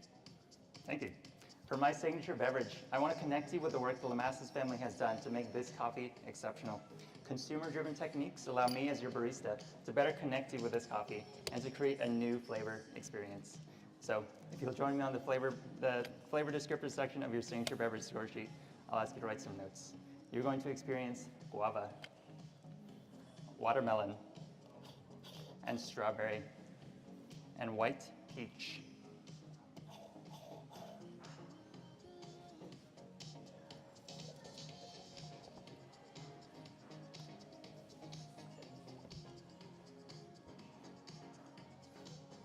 Preparing these extractions, 2 extractions of the natural Elite Acacia, using the same recipe that you tasted in my espresso and in my milk course. Now, like my espresso course, I want to preserve volatile aromatic compounds. So I'll be rapid chilling these extractions, placing them over a frozen sphere to preserve volatile aromatic compounds before placing them in a hyper chiller to bring flavor clarity and a cooler temperature to your drinks.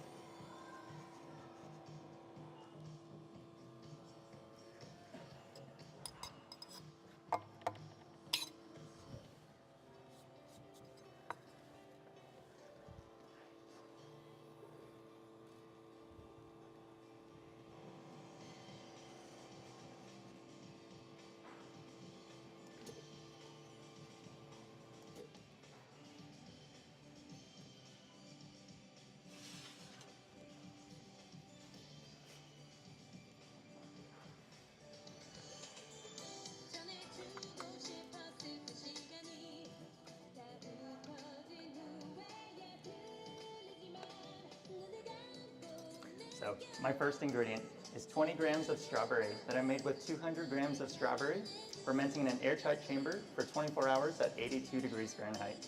I chose strawberry because of the fruity and sweet flavors of this coffee's natural processing, but I wanted to connect this ingredient to this specific coffee's sugar development in the cherry by reintroducing an equal amount of fructose, a fruity sugar that's lost during fermentation. This ingredient will create new flavors in my drink of guava and watermelon.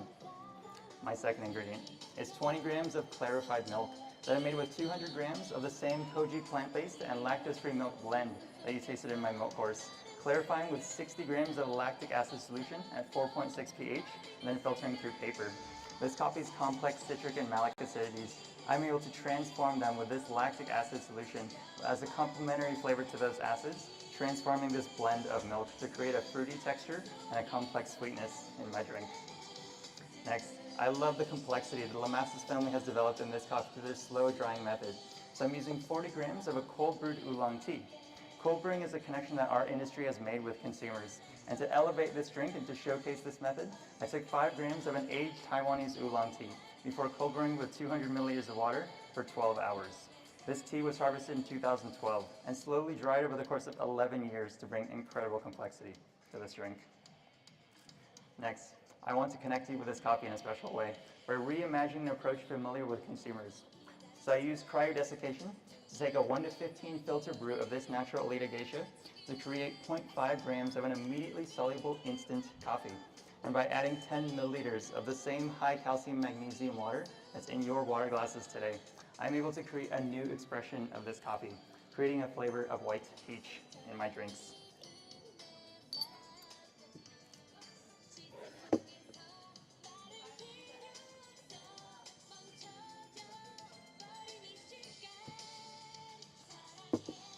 So today your drinks will be cool, but not cold, because like rapid chilling, I want to preserve volatile aromatic compounds. And I'll be serving your drinks in these glasses so that you can experience all the aromatics and textures created from blending. So judges, for your tasting protocol, I'll ask you to wait until I call time to taste, after which, please take 3 sips, swirling your glass before each sip so that you can experience all of the aromatics and textures from this expression of natural Elite Geisha.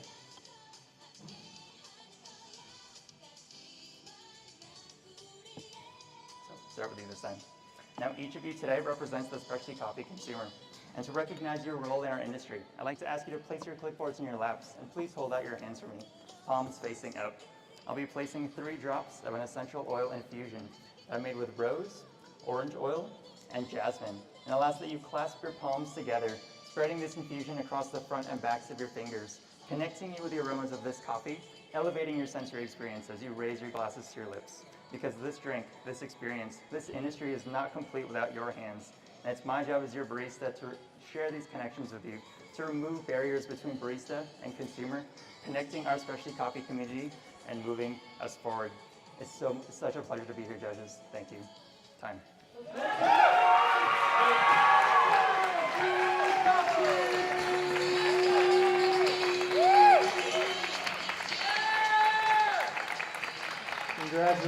Congratulations on making me here. It's such an honor to see you. How many years have you been up on the stage of finals now? This is my 5th year competing. 5th year competing, and how many years of finals? 3rd year. Yeah, I was gonna say you kicked my butt a couple times. Yeah, let's hear it. I mean, it's so hard to be a repeat competitor up on this stage, and so just to see you recreate yourself and just see your desire and passion to always push you and your team is like such an inspiration to us in our industry. So, job well done. You've changed quite a lot from qualifiers to here. And it's been an incredible journey, but like, what does this moment in this present time mean to you? You know, not just myself, but my entire team. There have been so many people part of this process. More than I've ever had in the 5 years that I've competed. It means so much to get to be the one on stage, representing all the work that we collectively as a team have put together, and I get to do the fun part. It's been a blast. Yeah, thank you for allowing me the opportunity to sit in this morning and be a part of that. It's our privilege. They've got an incredible team. Dude's doing some awesome things. You want to give some shout outs real quick and make sure you cover all your bases for your thank yous? Yes, thank you team. Thank you everyone for being here. It's, like I said, it's so amazing to have you in my corner. We've worked hard for this. We'll keep going. Yeah. Let's hear it one more time. Big round of applause for Dave Dude Coffee Roasters.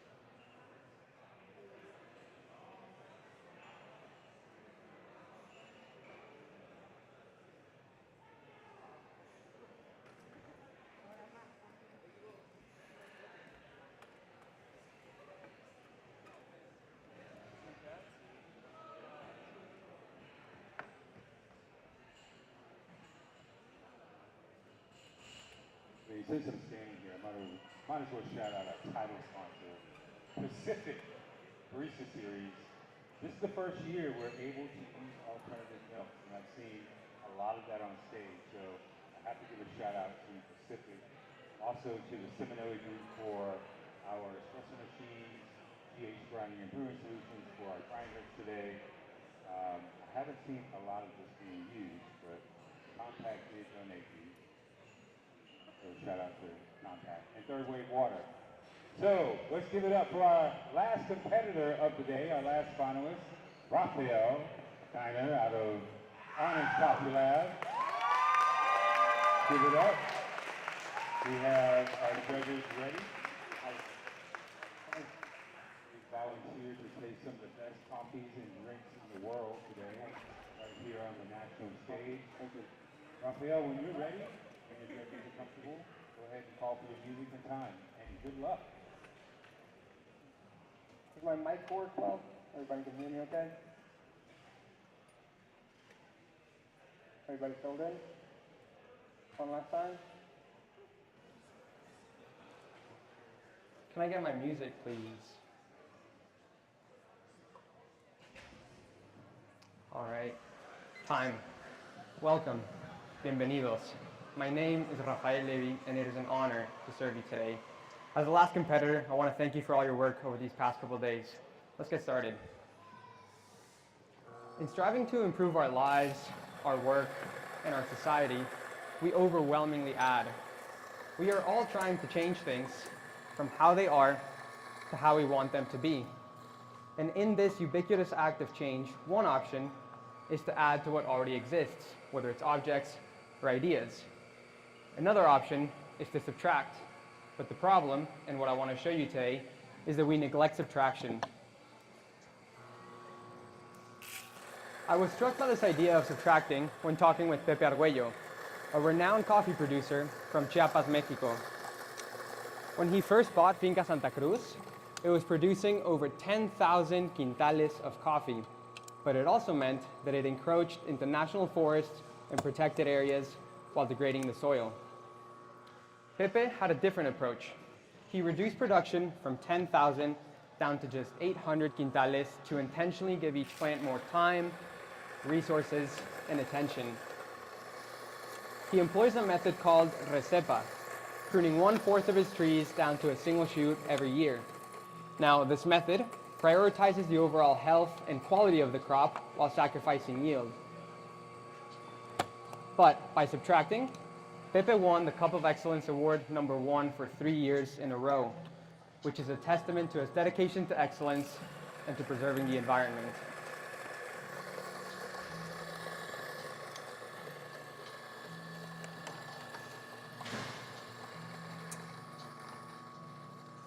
As I was crafting my espresso recipe, I found myself constantly adding to make it taste better.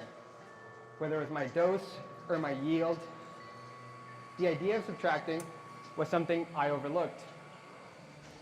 Recalling my conversation with Pepe, I lowered my dose beyond conventional norms for espresso to just 16 grams.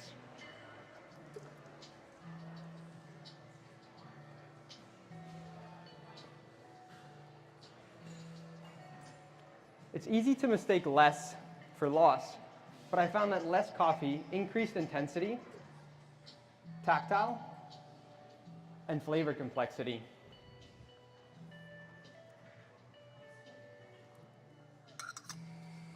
So I'm starting with just 16 grams of coffee with 36 grams out for an extraction percentage of 19.3%.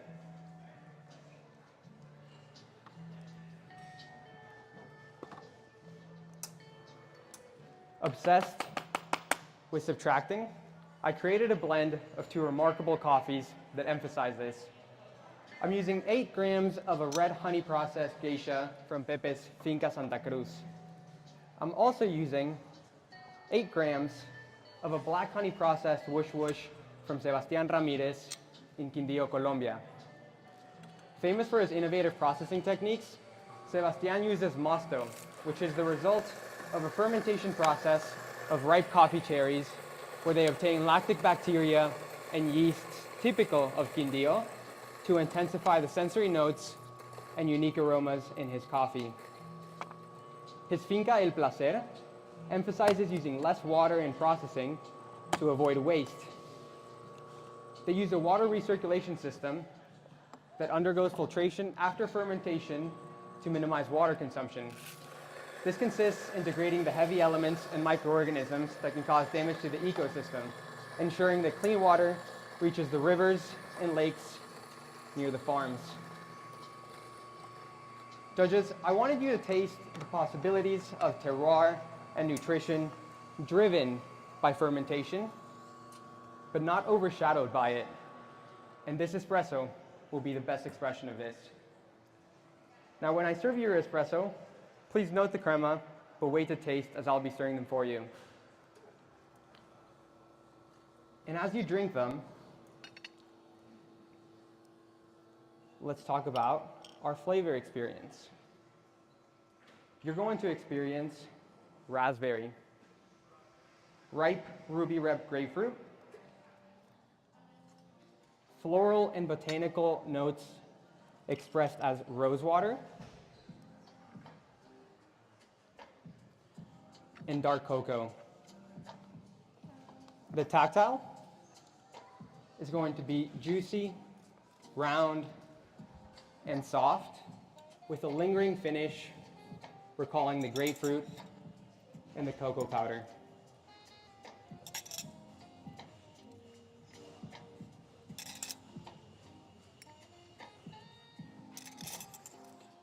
Please enjoy.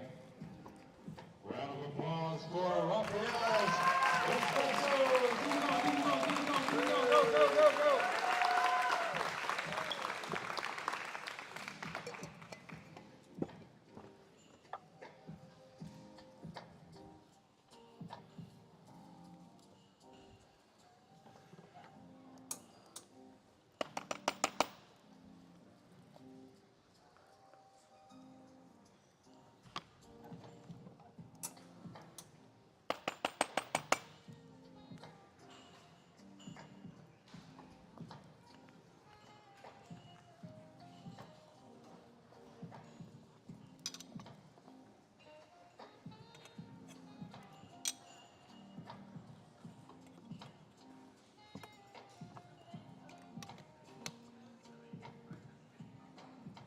Now, subtraction is the act of getting to less, but it is not the same as doing less. In fact, getting to less often means doing, or at least thinking, more. I wanted to apply the same principles of subtraction to craft the most delicious milk beverage possible. So today, I'm using a fractional distillation method to modulate the flavor and intensity of these milk beverages. I've frozen lactose-free whole milk and allowed it to slowly thaw to capture the milk sugars, proteins, and fats, reducing 70% of the mass as ice. Reducing the amount of water creates more concentrated milk with a higher perceived sweetness than before. And to further enhance the sweetness, I'm using lactose-free milk because lactase splits lactose into two sugars, glucose and galactose, that will make the milk taste sweeter. Now these drinks will be a 1-to-3 ratio of milk to espresso, allowing for a balance between the delicate espresso and the rich milk.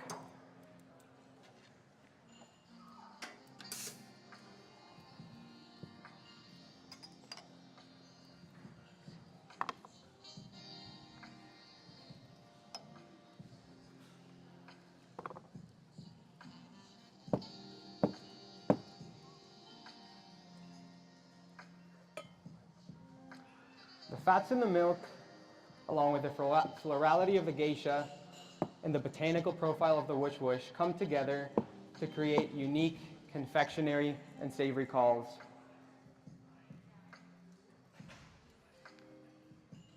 In your milk beverage, you're going to experience caramel, like Werther's, salted toffee,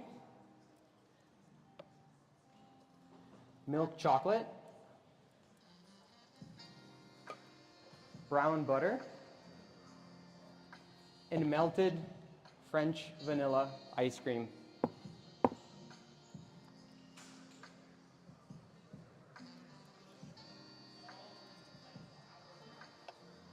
The tactile is going to be rich, creamy, buttery, viscous, and coating, with a long finish recalling the caramel and the chocolate.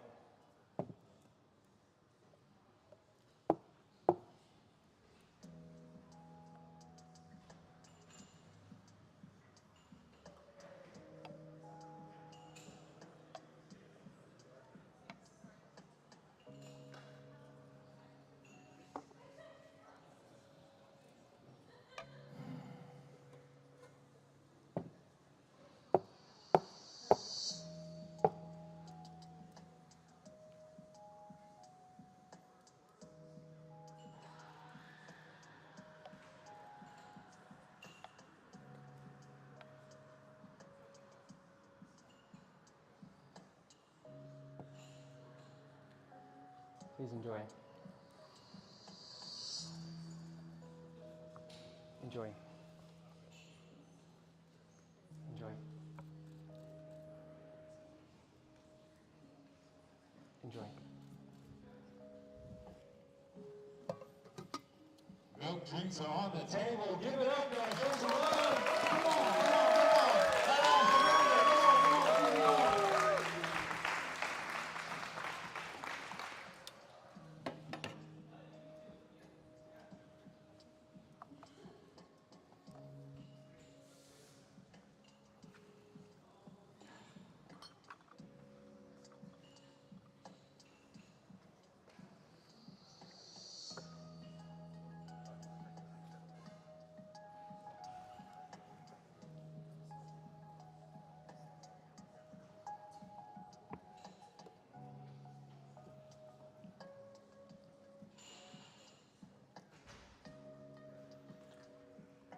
Now, when I first smelled and cupped the Whoosh Whoosh, I had never experienced a coffee with such a unique and intense botanical aroma and savory spice taste. Such a unique coffee inspired me to engage the 5 elements of flavor by taking you to the core of Mexican cuisine in my favorite dish, mole. While most signature beverages are served cold and sweet, I wanted to do something a little bit different. So we're going to start with 4 shots of espresso using the same recipe I used previously. To highlight the florality of the espresso, I'm adding 10 grams of coffee blossom honey. I made this by creating a honey solution that is equal parts honey and water, and then added cacao powder to it, which will mimic the chocolate found in mole. Next, I'm adding 14 grams of an ancho chile infused agave syrup. I made this by placing dried ancho peppers in a sous vide and then straining it after 6 hours. For tactile, I'm adding isolated whey. I separated the fats from the proteins in milk, while the proteins will add a really nice foam to the beverage and binding all the other ingredients together. For umami, I'm adding 3 grams of extra virgin olive oil. To thicken the beverage, I'm adding 1 gram of an heirloom red corn masa. And lastly, I'm adding 3 grams of lime juice because, as any Mexican will tell you, you always need a little limon. Now, I'm going to steam all these ingredients together to create a warm and inviting beverage.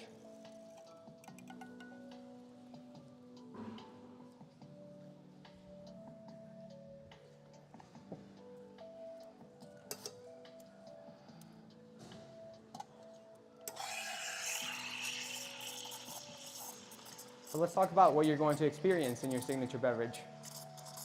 In it, you're going to experience warm mulled apple cider, spicy chocolate, torched marshmallow,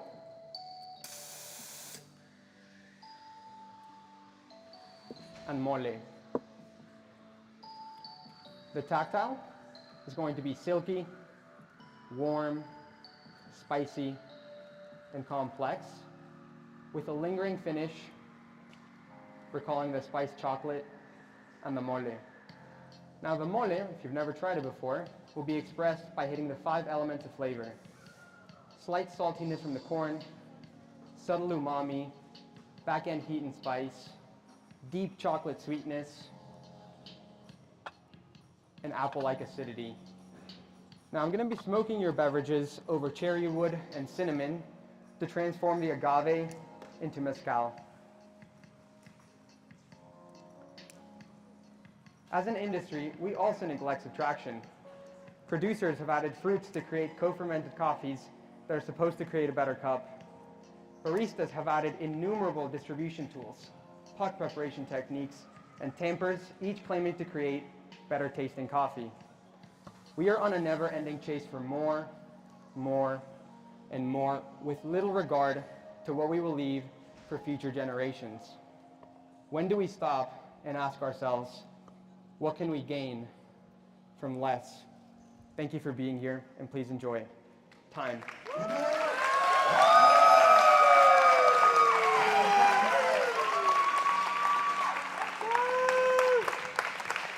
Y'all can keep it going, keep it going, keep it going a little bit, keep it going.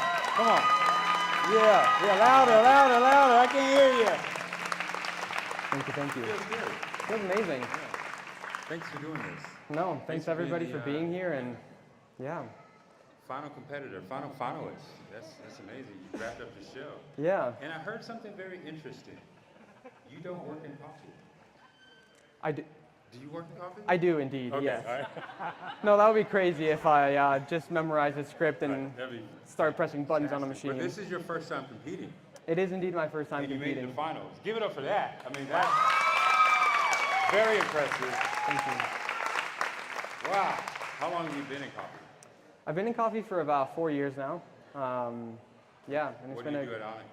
I'm one of the trainers, so working in the education department, getting to teach people and getting people excited about coffee. And do you rope the staff into your presentation and preparing for a competition? Is that one of the things you all do?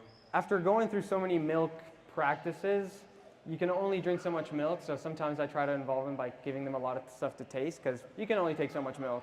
Yeah. What was the biggest challenge getting to the stage today in the whole year of the season? Yeah. That's a great question. I think a lot of times it comes down to having belief in yourself that you're capable of doing this, and putting aside the mental blocks and the doubts that you can have in yourself. Yeah. Do you choose a coffee based on a presentation idea that you have, or do you build your presentation around the coffee? It all started with a bit of both. So it started with choosing a coffee that... Thanks. Thank you. It started with choosing a coffee that I feel deeply connected to, because Pepe Arguello is one of the best producers in Mexico, and having been born and raised in Mexico, but moving to the US when I was 14, it's a perfect marriage of my heritage, but being able to blend it with all that this country has given me as well. And so it starts with the coffee, and then being able to take away some ideas I want to pull out of it. And a strong sig bev like that, is that something that you create over a couple of days, or is that like a month process? What does that look like? So that signature beverage, as anybody in my family will tell you, mole is my all-time favorite dish. And so wanting to say, how can we make a signature beverage that is not just sweet? How can we engage a little bit more? Because there's a lot of times that, whether it be Western culture, can predominate what we choose to drink. And so saying, why does a signature beverage have to be just sweet? So involving a little bit more into it, I was like, why not mole? It has chocolate, it can be sweet and spicy and rich, and just a lot of things in it that I think it encapsulates the whole flavor wheel in there. As competitors, especially finalist competitors, we inspire a lot of people out there. So are there any encouraging words for folks at home or folks that are here that are interested in doing something like this? Do Do you have some encouraging words for them? The biggest thing is, a lot of times I think people are afraid to reach out and ask for help. You'd be surprised at how willing people are to just give you advice. And so if you are stuck in starting, you never know how far a message, an email, just asking for advice can go. Because starting can look very different for everybody, but reaching out for advice is very valuable. Is there anyone you want to thank that's here in the crew and back home? Give shouts out. I think specifically, starting off with my family that came all the way from Mexico. But I think we have a future competitor over here too. my grandma. But then obviously from the whole training team from the whole team at Onyx, but specifically Alika and Vanessa that have been kind of my rocks here. So they've just been amazing to work with and to be here too. Awesome. Give it up, y'all. All the way from Onyx Coffee Lab, we have Raphael, our last finalist today. Keep that going. Come on. We're done with finals. Come on, let's go. Really great job. I love Thank watching you. you. Thanks, man. I appreciate it. Thank you. This little, Oh yeah. here you go, guys. Thank you, man.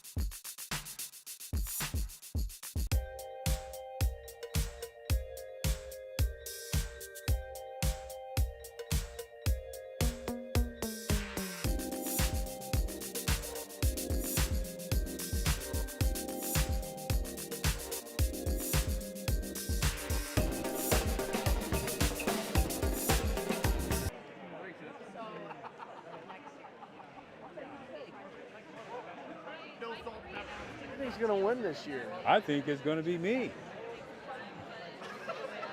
I haven't done anything. I'm out. See you in Busan.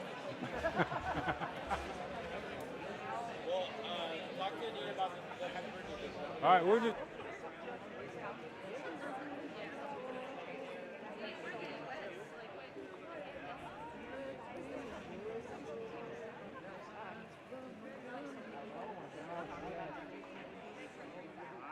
That's how I describe it when I see it.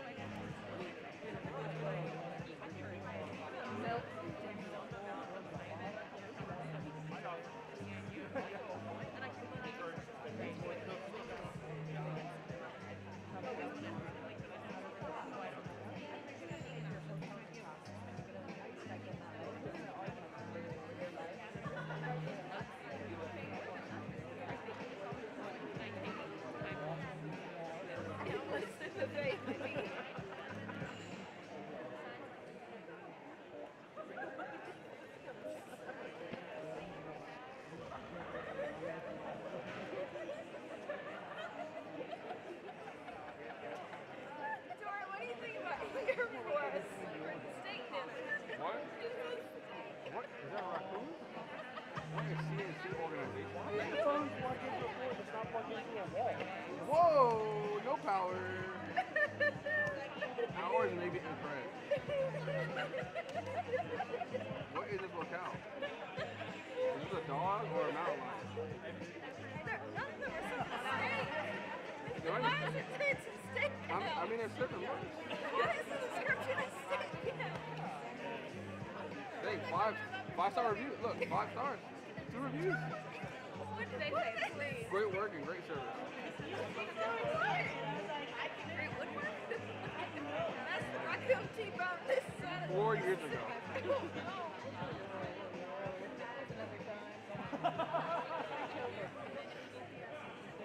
Oh. Maybe it was a steakhouse, and now it's like a commercial place. Hey, you know how we posted the warehouse on accident? And they're like raiding the warehouse?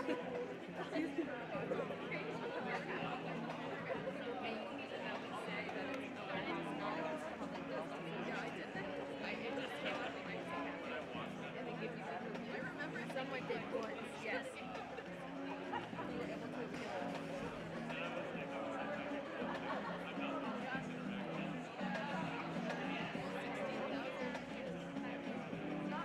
You know my favorite part of this whole thing really? Is that one of the ones that's like trying to light off on it. Like, it was like less comfortable. You know it's not. They're gonna FYE, you gotta know it. Hey, Frank and Jason, all next to each other. It's perfect.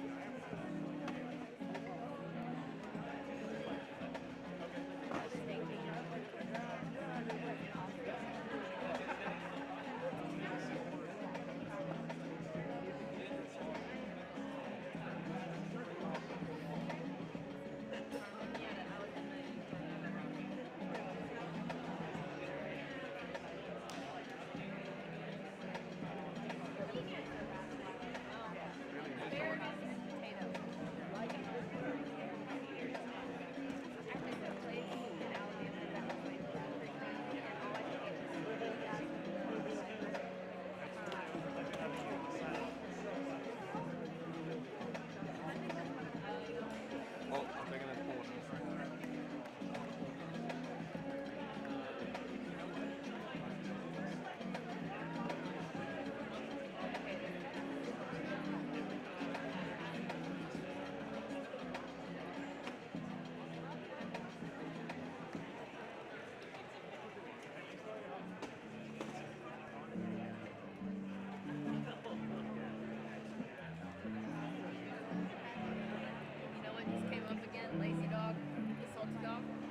Coffee Dog Cafe. Also, you appreciate this. You walked away, we were chatting. Chris goes, I like Dory. He's fun.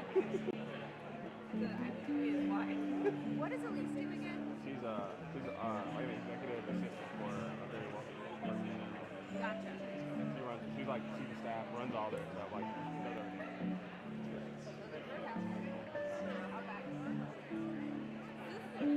Not this Zulu. Not the Quizler.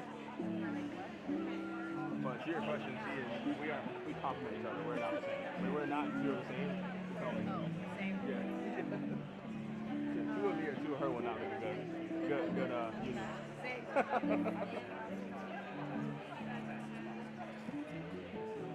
It's still gonna be McDonald's for Wendy's. Oh, two for 20 times 12. Chili. Chili. And like what don't they have like bottomless marks? That is a break. I hope it's all the same griddle. Oh,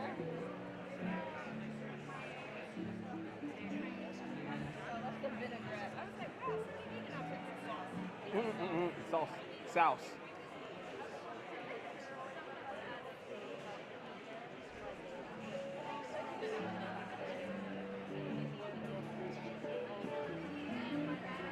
No, please stop talking. Please stop talking. No. Please.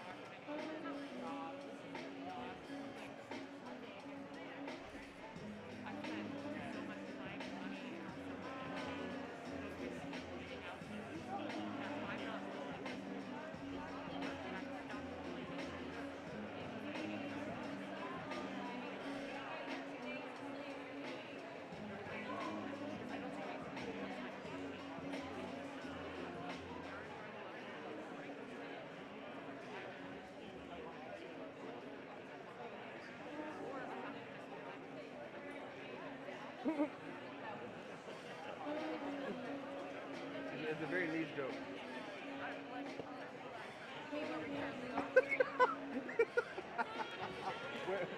where we exist?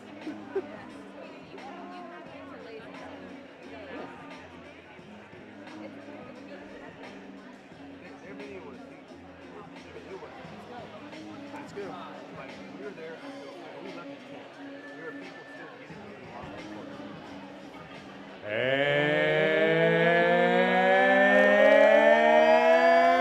we're back. What's up, y'all? Yo. Before we kick this thing off, I think there's a big announcement. I think someone has a special birthday, isn't that right? Someone has a special birthday? Yeah, I think Wait a minute. two people I think kind of have a birthday. I think your kidney might have a birthday. My kidney might have a birthday. And who gave you that kidney? Nathaniel May. Where's he at? Where's Nathaniel? Where's he at? I don't see him. He's here somewhere. But anyway, let's give him a birthday shout. Can we sing happy birthday to Nathaniel? There he is. There he is right there. Get up here. Get up here. Nathaniel. So in 2022, I was told I would not be here in 2024. And this man stepped up and donated his kidney to me. And he has a birthday today. So, we got a birthday boy in here and a birthday boy right there. So let's on the count of three, let's sing happy birthday. Kick us off. 1, 2, 3. Happy birthday to you. Happy birthday to you. Happy birthday, dear Daniel. Happy birthday to you. Word, thank y'all. Thank y'all. Word. So, yeah, hello. It's been an amazing weekend of competitors here in Rancho Cucamonga. Shout out to Clatch for this space. Thank you all of you. Round of applause, all of you, our competitors who put in the work to create some beautiful performances this year. In just a few minutes, we'll be announcing our national champions of Barista Brewers Cup Tasters, who will represent the U.S. this year on the world stage. Who's ready? I didn't taste any. The U.S. coffee competition scene is a remarkable display of passion and dedication, entirely driven by volunteers. It helps shape and elevate the standards of excellence within the coffee community. The core of these competitions rely on the hard work and commitment of the coffee community who give their time, expertise to organize and run these events.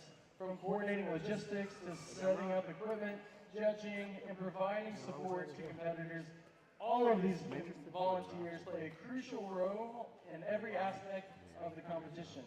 Their love for this coffee community and desire to promote excellence in the industry shine through as they contribute countless, and I mean countless hours of their free time to ensure that these events run smoothly and successfully and still happen.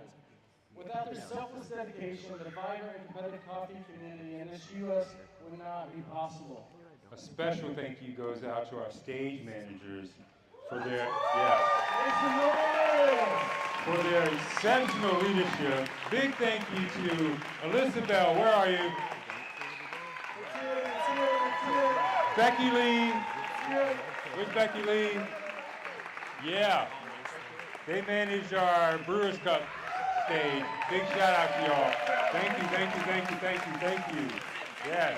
Hot mic. Also, thank you to Michael Diane Wood. Where is Michael?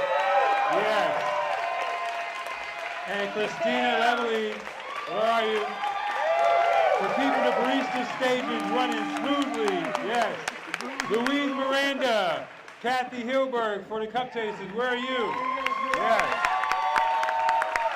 For creating a seamless experience over there.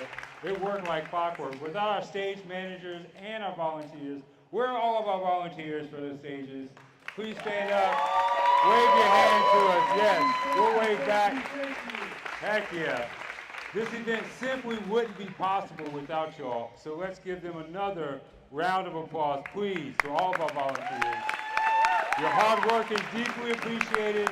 Thank you immensely for everything you do. And to all our ad hoc competition MCs, Andrew Gomez, Heather Perry, Alika Lifty, Isaiah Sheesh, as well as a sound support. Josh, thank you for being here for the competition. Yeah. This includes also the U.S. Competition Strategic Committee for their work putting into planning every single competition this year. This would not have been possible without their time and dedication, meeting every week, sparing time from their busy schedule just to make things happen for all of us here today. This year, all of us here have to do even more to keep these competitions going, from communications, registration, social media, to logistics. We could not have done it without anyone in this strategic committee. A special shout out to Christopher Brown. Let's hear it. He's not here with us today, but Christopher has played a big role in doing all of this hard work. Wholeheartedly, thank you to the competition's committee chairs, Joshua Eden from the New York City Competition. The Brewers Cup committee chair, Kendra Slavinsky.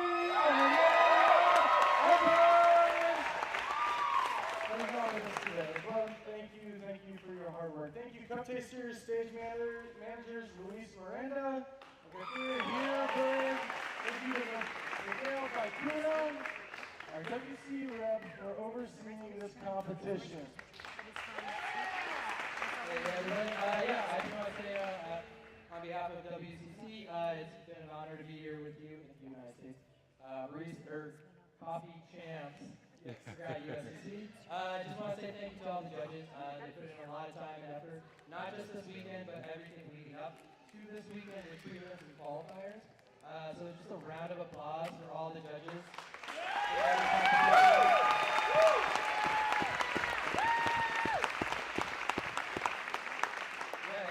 Thank you all for being here and supporting the community moving forward.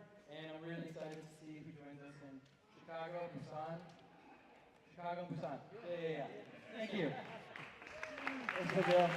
Also got to give a huge shout out to the Nuova Simonelli Group for 15 years of supporting the barista competition, going with their machines, and Ben Brown for always being here to keep them running for the barista stages from setup to breakdown. Ben tirelessly makes it happen through the years, and here's Ben right now. Give him a shout out.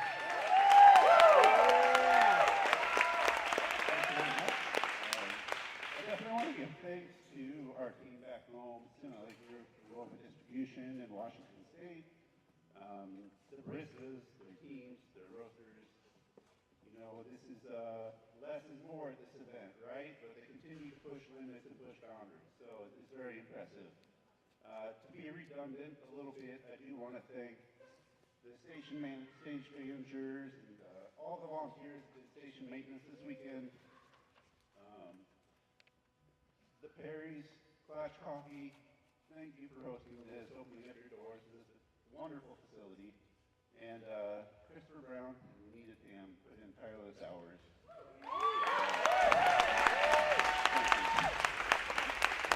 Another thank you to Jay and PJ at Picture Day for getting everything recorded and live streamed. Also, yeah, give it up, yeah. The live stream is important. Keeps everyone at home informed what's going on here. And it also inspires future baristas to be a part of these competitions. It gives them something to watch later and gain all the pro tips. Yeah, something we didn't have back then, right? We Back in the absolutely day. did not have in the beginning. The old heads. Another thank you to Sprudge and Barista Magazine for coming out and for the live coverage throughout the weekend. We want to thank those sponsors that help make competitions possible. We'd like to give a huge thank you to the 2024 USBC title sponsor. Let's hear for Pacific Barista Series.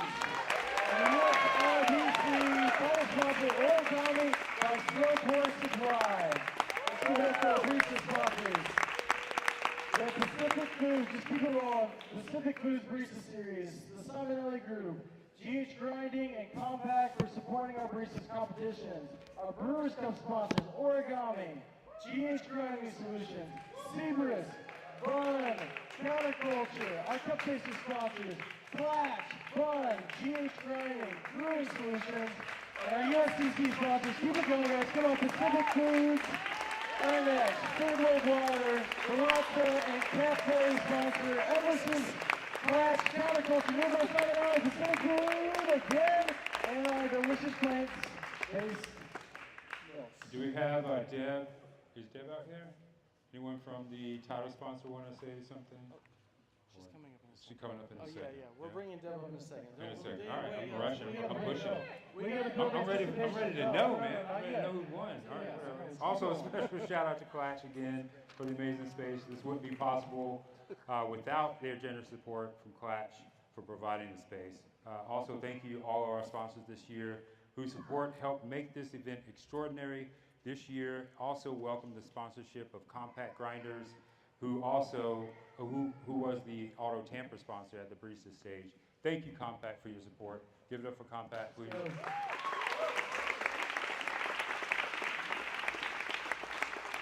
Lastly, I would like to thank each and every one of you who competed this weekend. Thank you for being here and consulting. Continue your support for the United States Coffee Championships.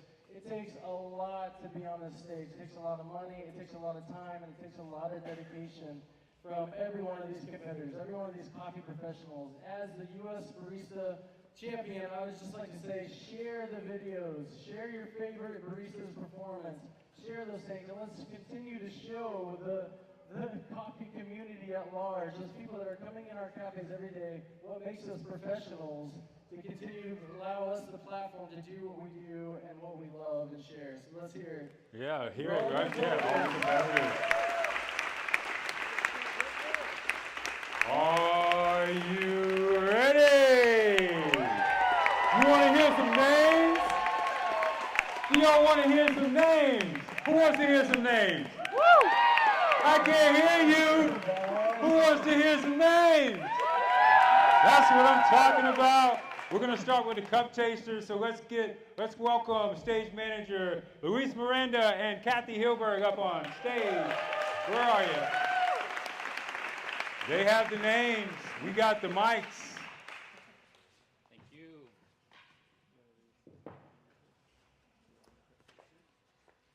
On to cup tasters. Let's have a round of applause for all of our cup tasters competitors. Amazing. And thank you to our cup tasters volunteers for timekeeping, brewing, cleaning, organizing after each heat. They're the core, keeping the cup tasters competition running smoothly. We want to recognize the hard work of this group. Me and Kathy had a really great time organizing all of this. Now, for the announcement for our top 3 competitors.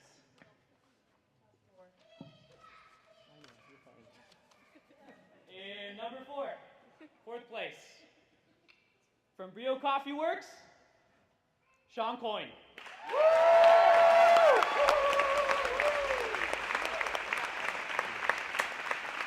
Good job, good job. All right, in 3rd place from Roaster Coffee, Ryan Sullivan.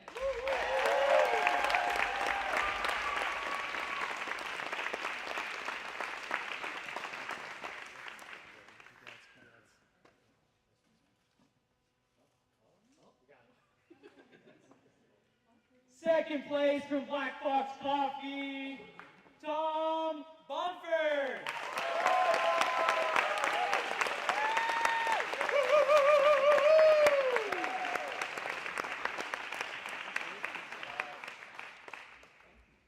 And finally, our winner from Memley Coffee Lab, Mehmet Sogan. Congratulations.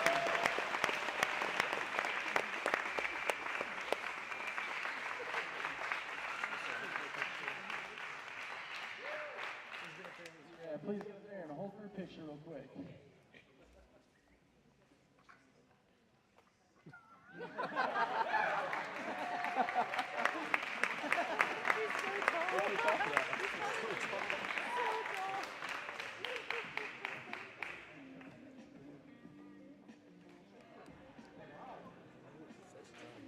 Backpack full of stuff. He says. All right, that was awesome. Yeah. Our next announcement is for the U.S. Brewers Cup Championship.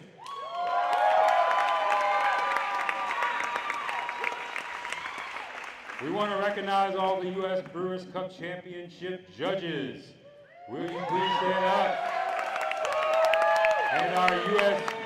Brewers Cup head judge, Kendra Sladensky and Matt Ferraro, please come to the stage to announce your ranking. Give it up. Matt, Kendra, come on, there we are. There's Kendra. Where's Matt? Matt said, sit right. Yeah, Matt, you look great. Yeah, Matt. Yeah, Matt. NC State just won the Go NC back! What? NC State won? NC State won and beat Carolina. Go back! Hold it like this. How do you like that? One more shout out to Team Slurp.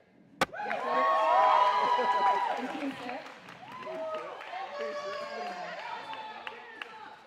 Cup competitors, all of you waiting there, all of you that competed this weekend, the level of competition that you have been bringing the last couple of years is, y'all are crushing it. You impress us, you inspire us. We're so grateful to be seated at your table. Thank you so much for sharing all these beautiful coffees, your ideas, and yourselves with us this weekend. We can't wait to see you next year.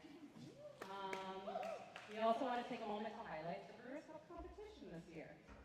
A huge thank you to our compulsory coffee sponsor, Flash Coffee, for supplying all the amazing coffee for the competitors' compulsory service.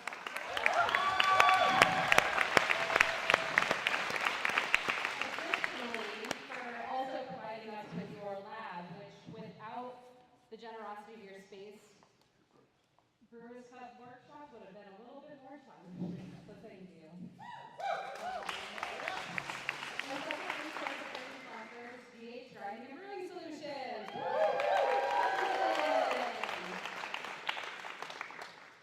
Origami and Sparse Specialty Coffee Filters. Perfect Water, our water sponsor, and Fun Really Hot Water Tower. And now let's give a warm round of applause as we invite our 2024 U.S. Brewers Cup finalist competitors to come on stage. Yeah.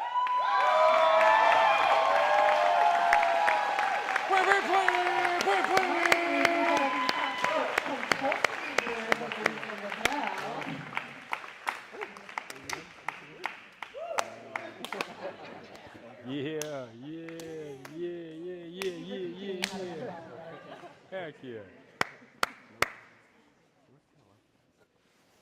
All right, now what you've all been waiting for.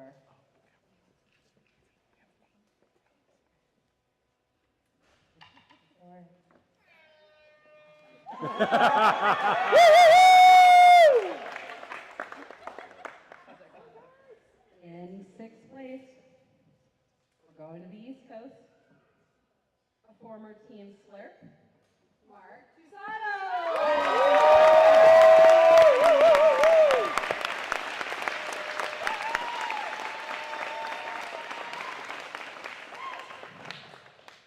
We're throwing it back a little bit to a former champion himself from Sweet Bloom Coffee Roasters in sixth place.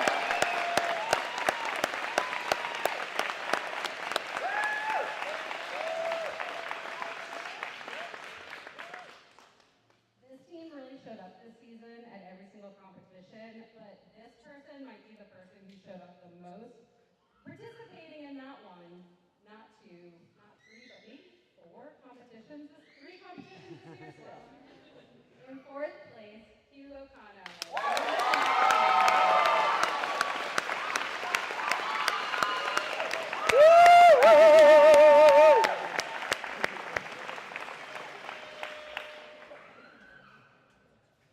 Going back to the East Coast, this person took us on a journey to Ethiopia today. In third place, from Newbury Street Coffee Roasters, Pat Cut.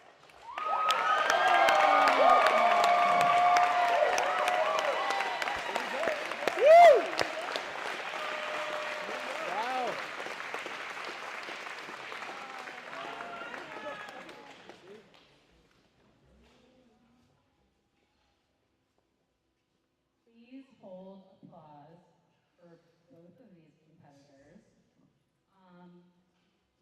What these two brought to the table this weekend are the things that push the industry forward. Like Alyssa said yesterday, watching all the champions, past and present, we have so many that maybe some of you don't even know you're just sitting right next to. Just really, really lend a hand, step it up, and just act like a champion. That is what champions are made of. And we're so honored to have some new ones this year. And we believe that they're a wonderful representation of the U.S. hockey community.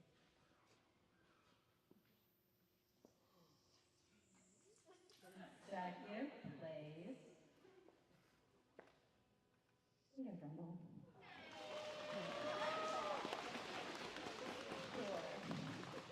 In second place, where does it go?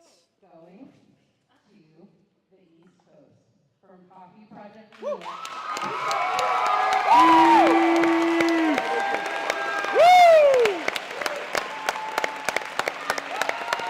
Good job, Peace!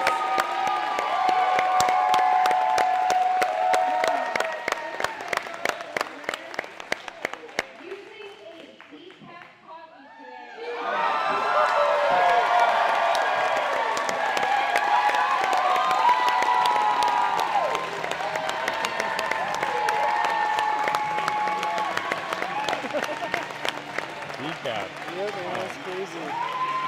That's awesome.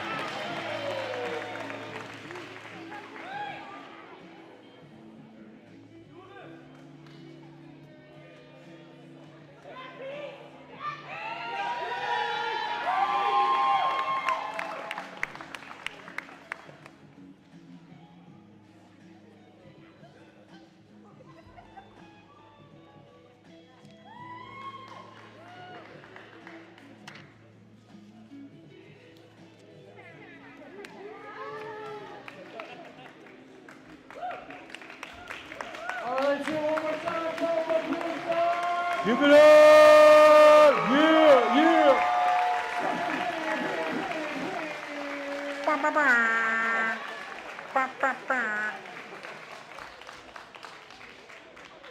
Dope. That was hot. Alright. Yeah. That was One more exciting. competition we need to announce? No, we can go home, man. All right, let's I'm gonna go. take all that syrup Is with that me. it, or is there one more? One more. All right, let's do this. Let's do it. Once again, I would like to say a warm-hearted thank you to everyone who competed this year in the Barista Championship. Can we give a huge round of applause? Stand up, let's hear it for our USBC competitors.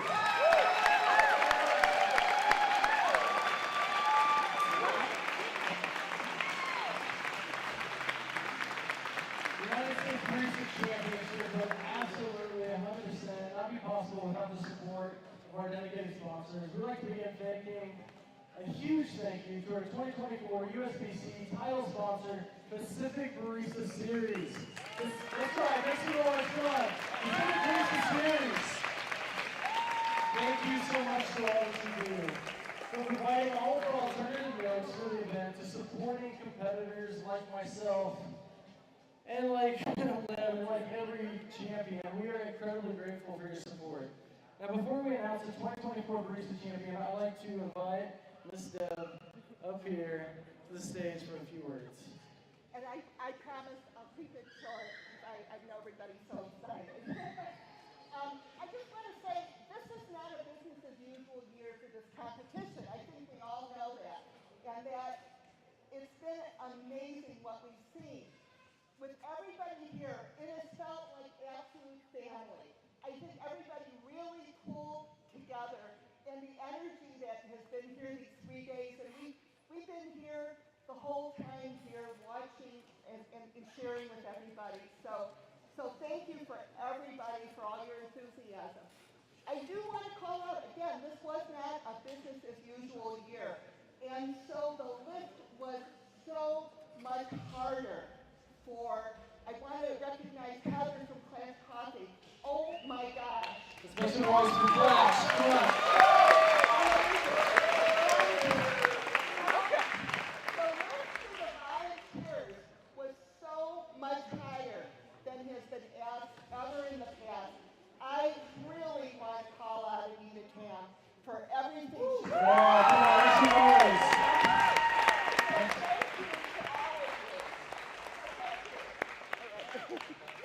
Thank you, Deb. Pacific, give it up. Come on. All right, we'd like to introduce our presiding head judge, Barnaby Holmes. And Barista Committee Chair, let's make some noise for Jesse Regan. And then come for the results.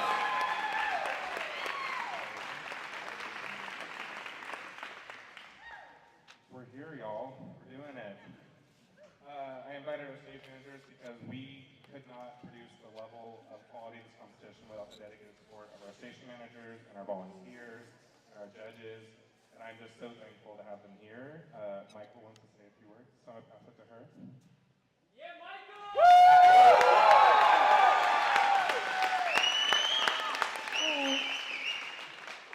I just wanted to say thank y'all. I was the one yelling into the crowd aggressively, and for that I'm sorry. This is like such a community-driven event. There's been a lot of shifts and stuff, and I just wanted to say thank you from the perspective of a stage manager. There's a lot of work and things that go into it. It doesn't always get seen, but the past year, I have had so much support from volunteers, but also from competitors, which isn't always the standard. So I'm just saying thank you to all of y'all, no matter where you are, or if you were like in Houston and not here, everybody. It really means a lot to have support of community. I think this is like supposed to be about community as much as a winning is fun and coffee innovation is cool. What is it if we're not like having fun? What's the point? And I think that it has great vibes. We're having good vibes out here, so I just wanted to say thank you, and thank you to the volunteers. We had a lot of people who weren't officially signed up. I know Hannah and Bear both were people who were on any kind of registry and went out of their way to help us. And then we had people who were registered and worked almost as long as we did, if not as long as we did. And that's a long day, fellas. So I just wanted to say thank you deeply from both Christina and I. It meant so much to us.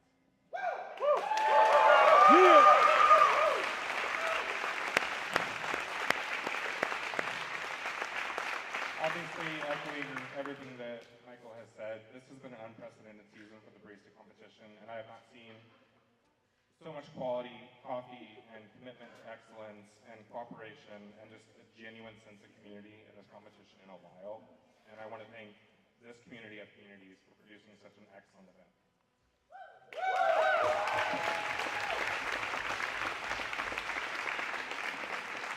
So we'll dive into the real reason we're here, because everyone wants to see what's on the piece of paper in front of me. Let's invite our 2024 US Barista finalists, to the stage.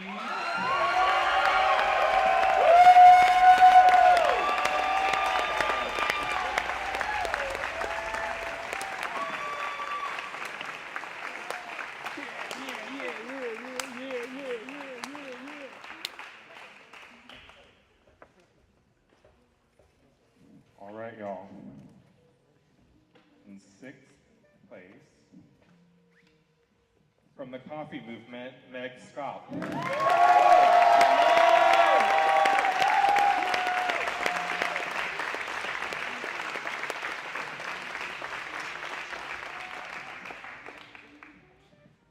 the fifth place, from Onyx Coffee Lab, Raphael Levy-Denier.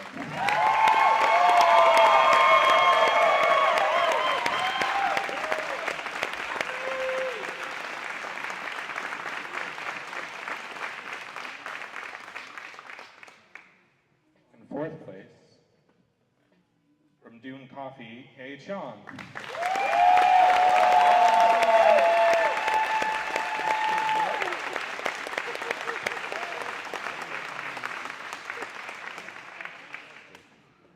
Moving on to our top three barista competitors. From St. Frank Coffee, Jason Yo.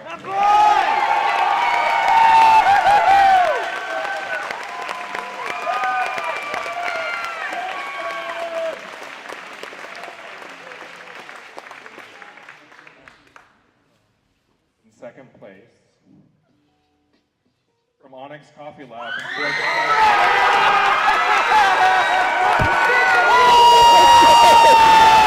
You're going to be John, sir?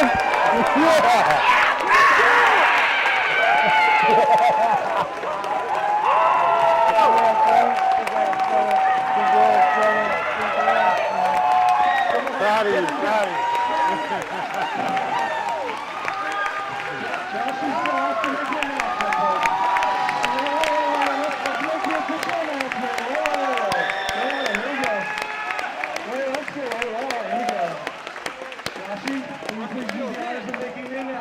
I would love to.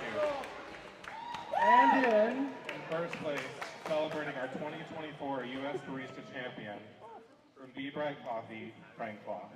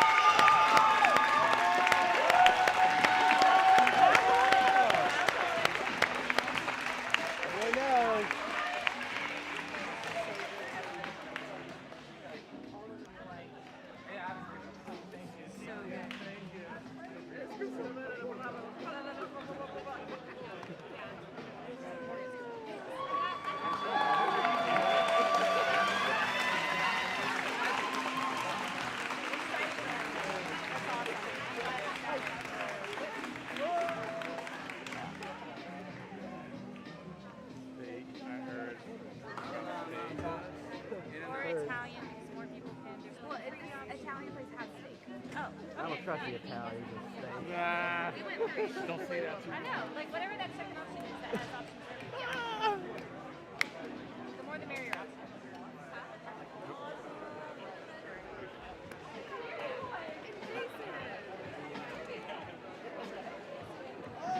Yeah. All right, so thank you to all our competitors, judges, volunteers for such a great event. This concludes our 2024 United States Coffee Championship. Be sure to look in the coming weeks for all the videos on our USCC YouTube channel and follow at US Coffee Champs on Instagram. Thank you all for watching, posting, sharing, and coming out to California. See you in Chicago.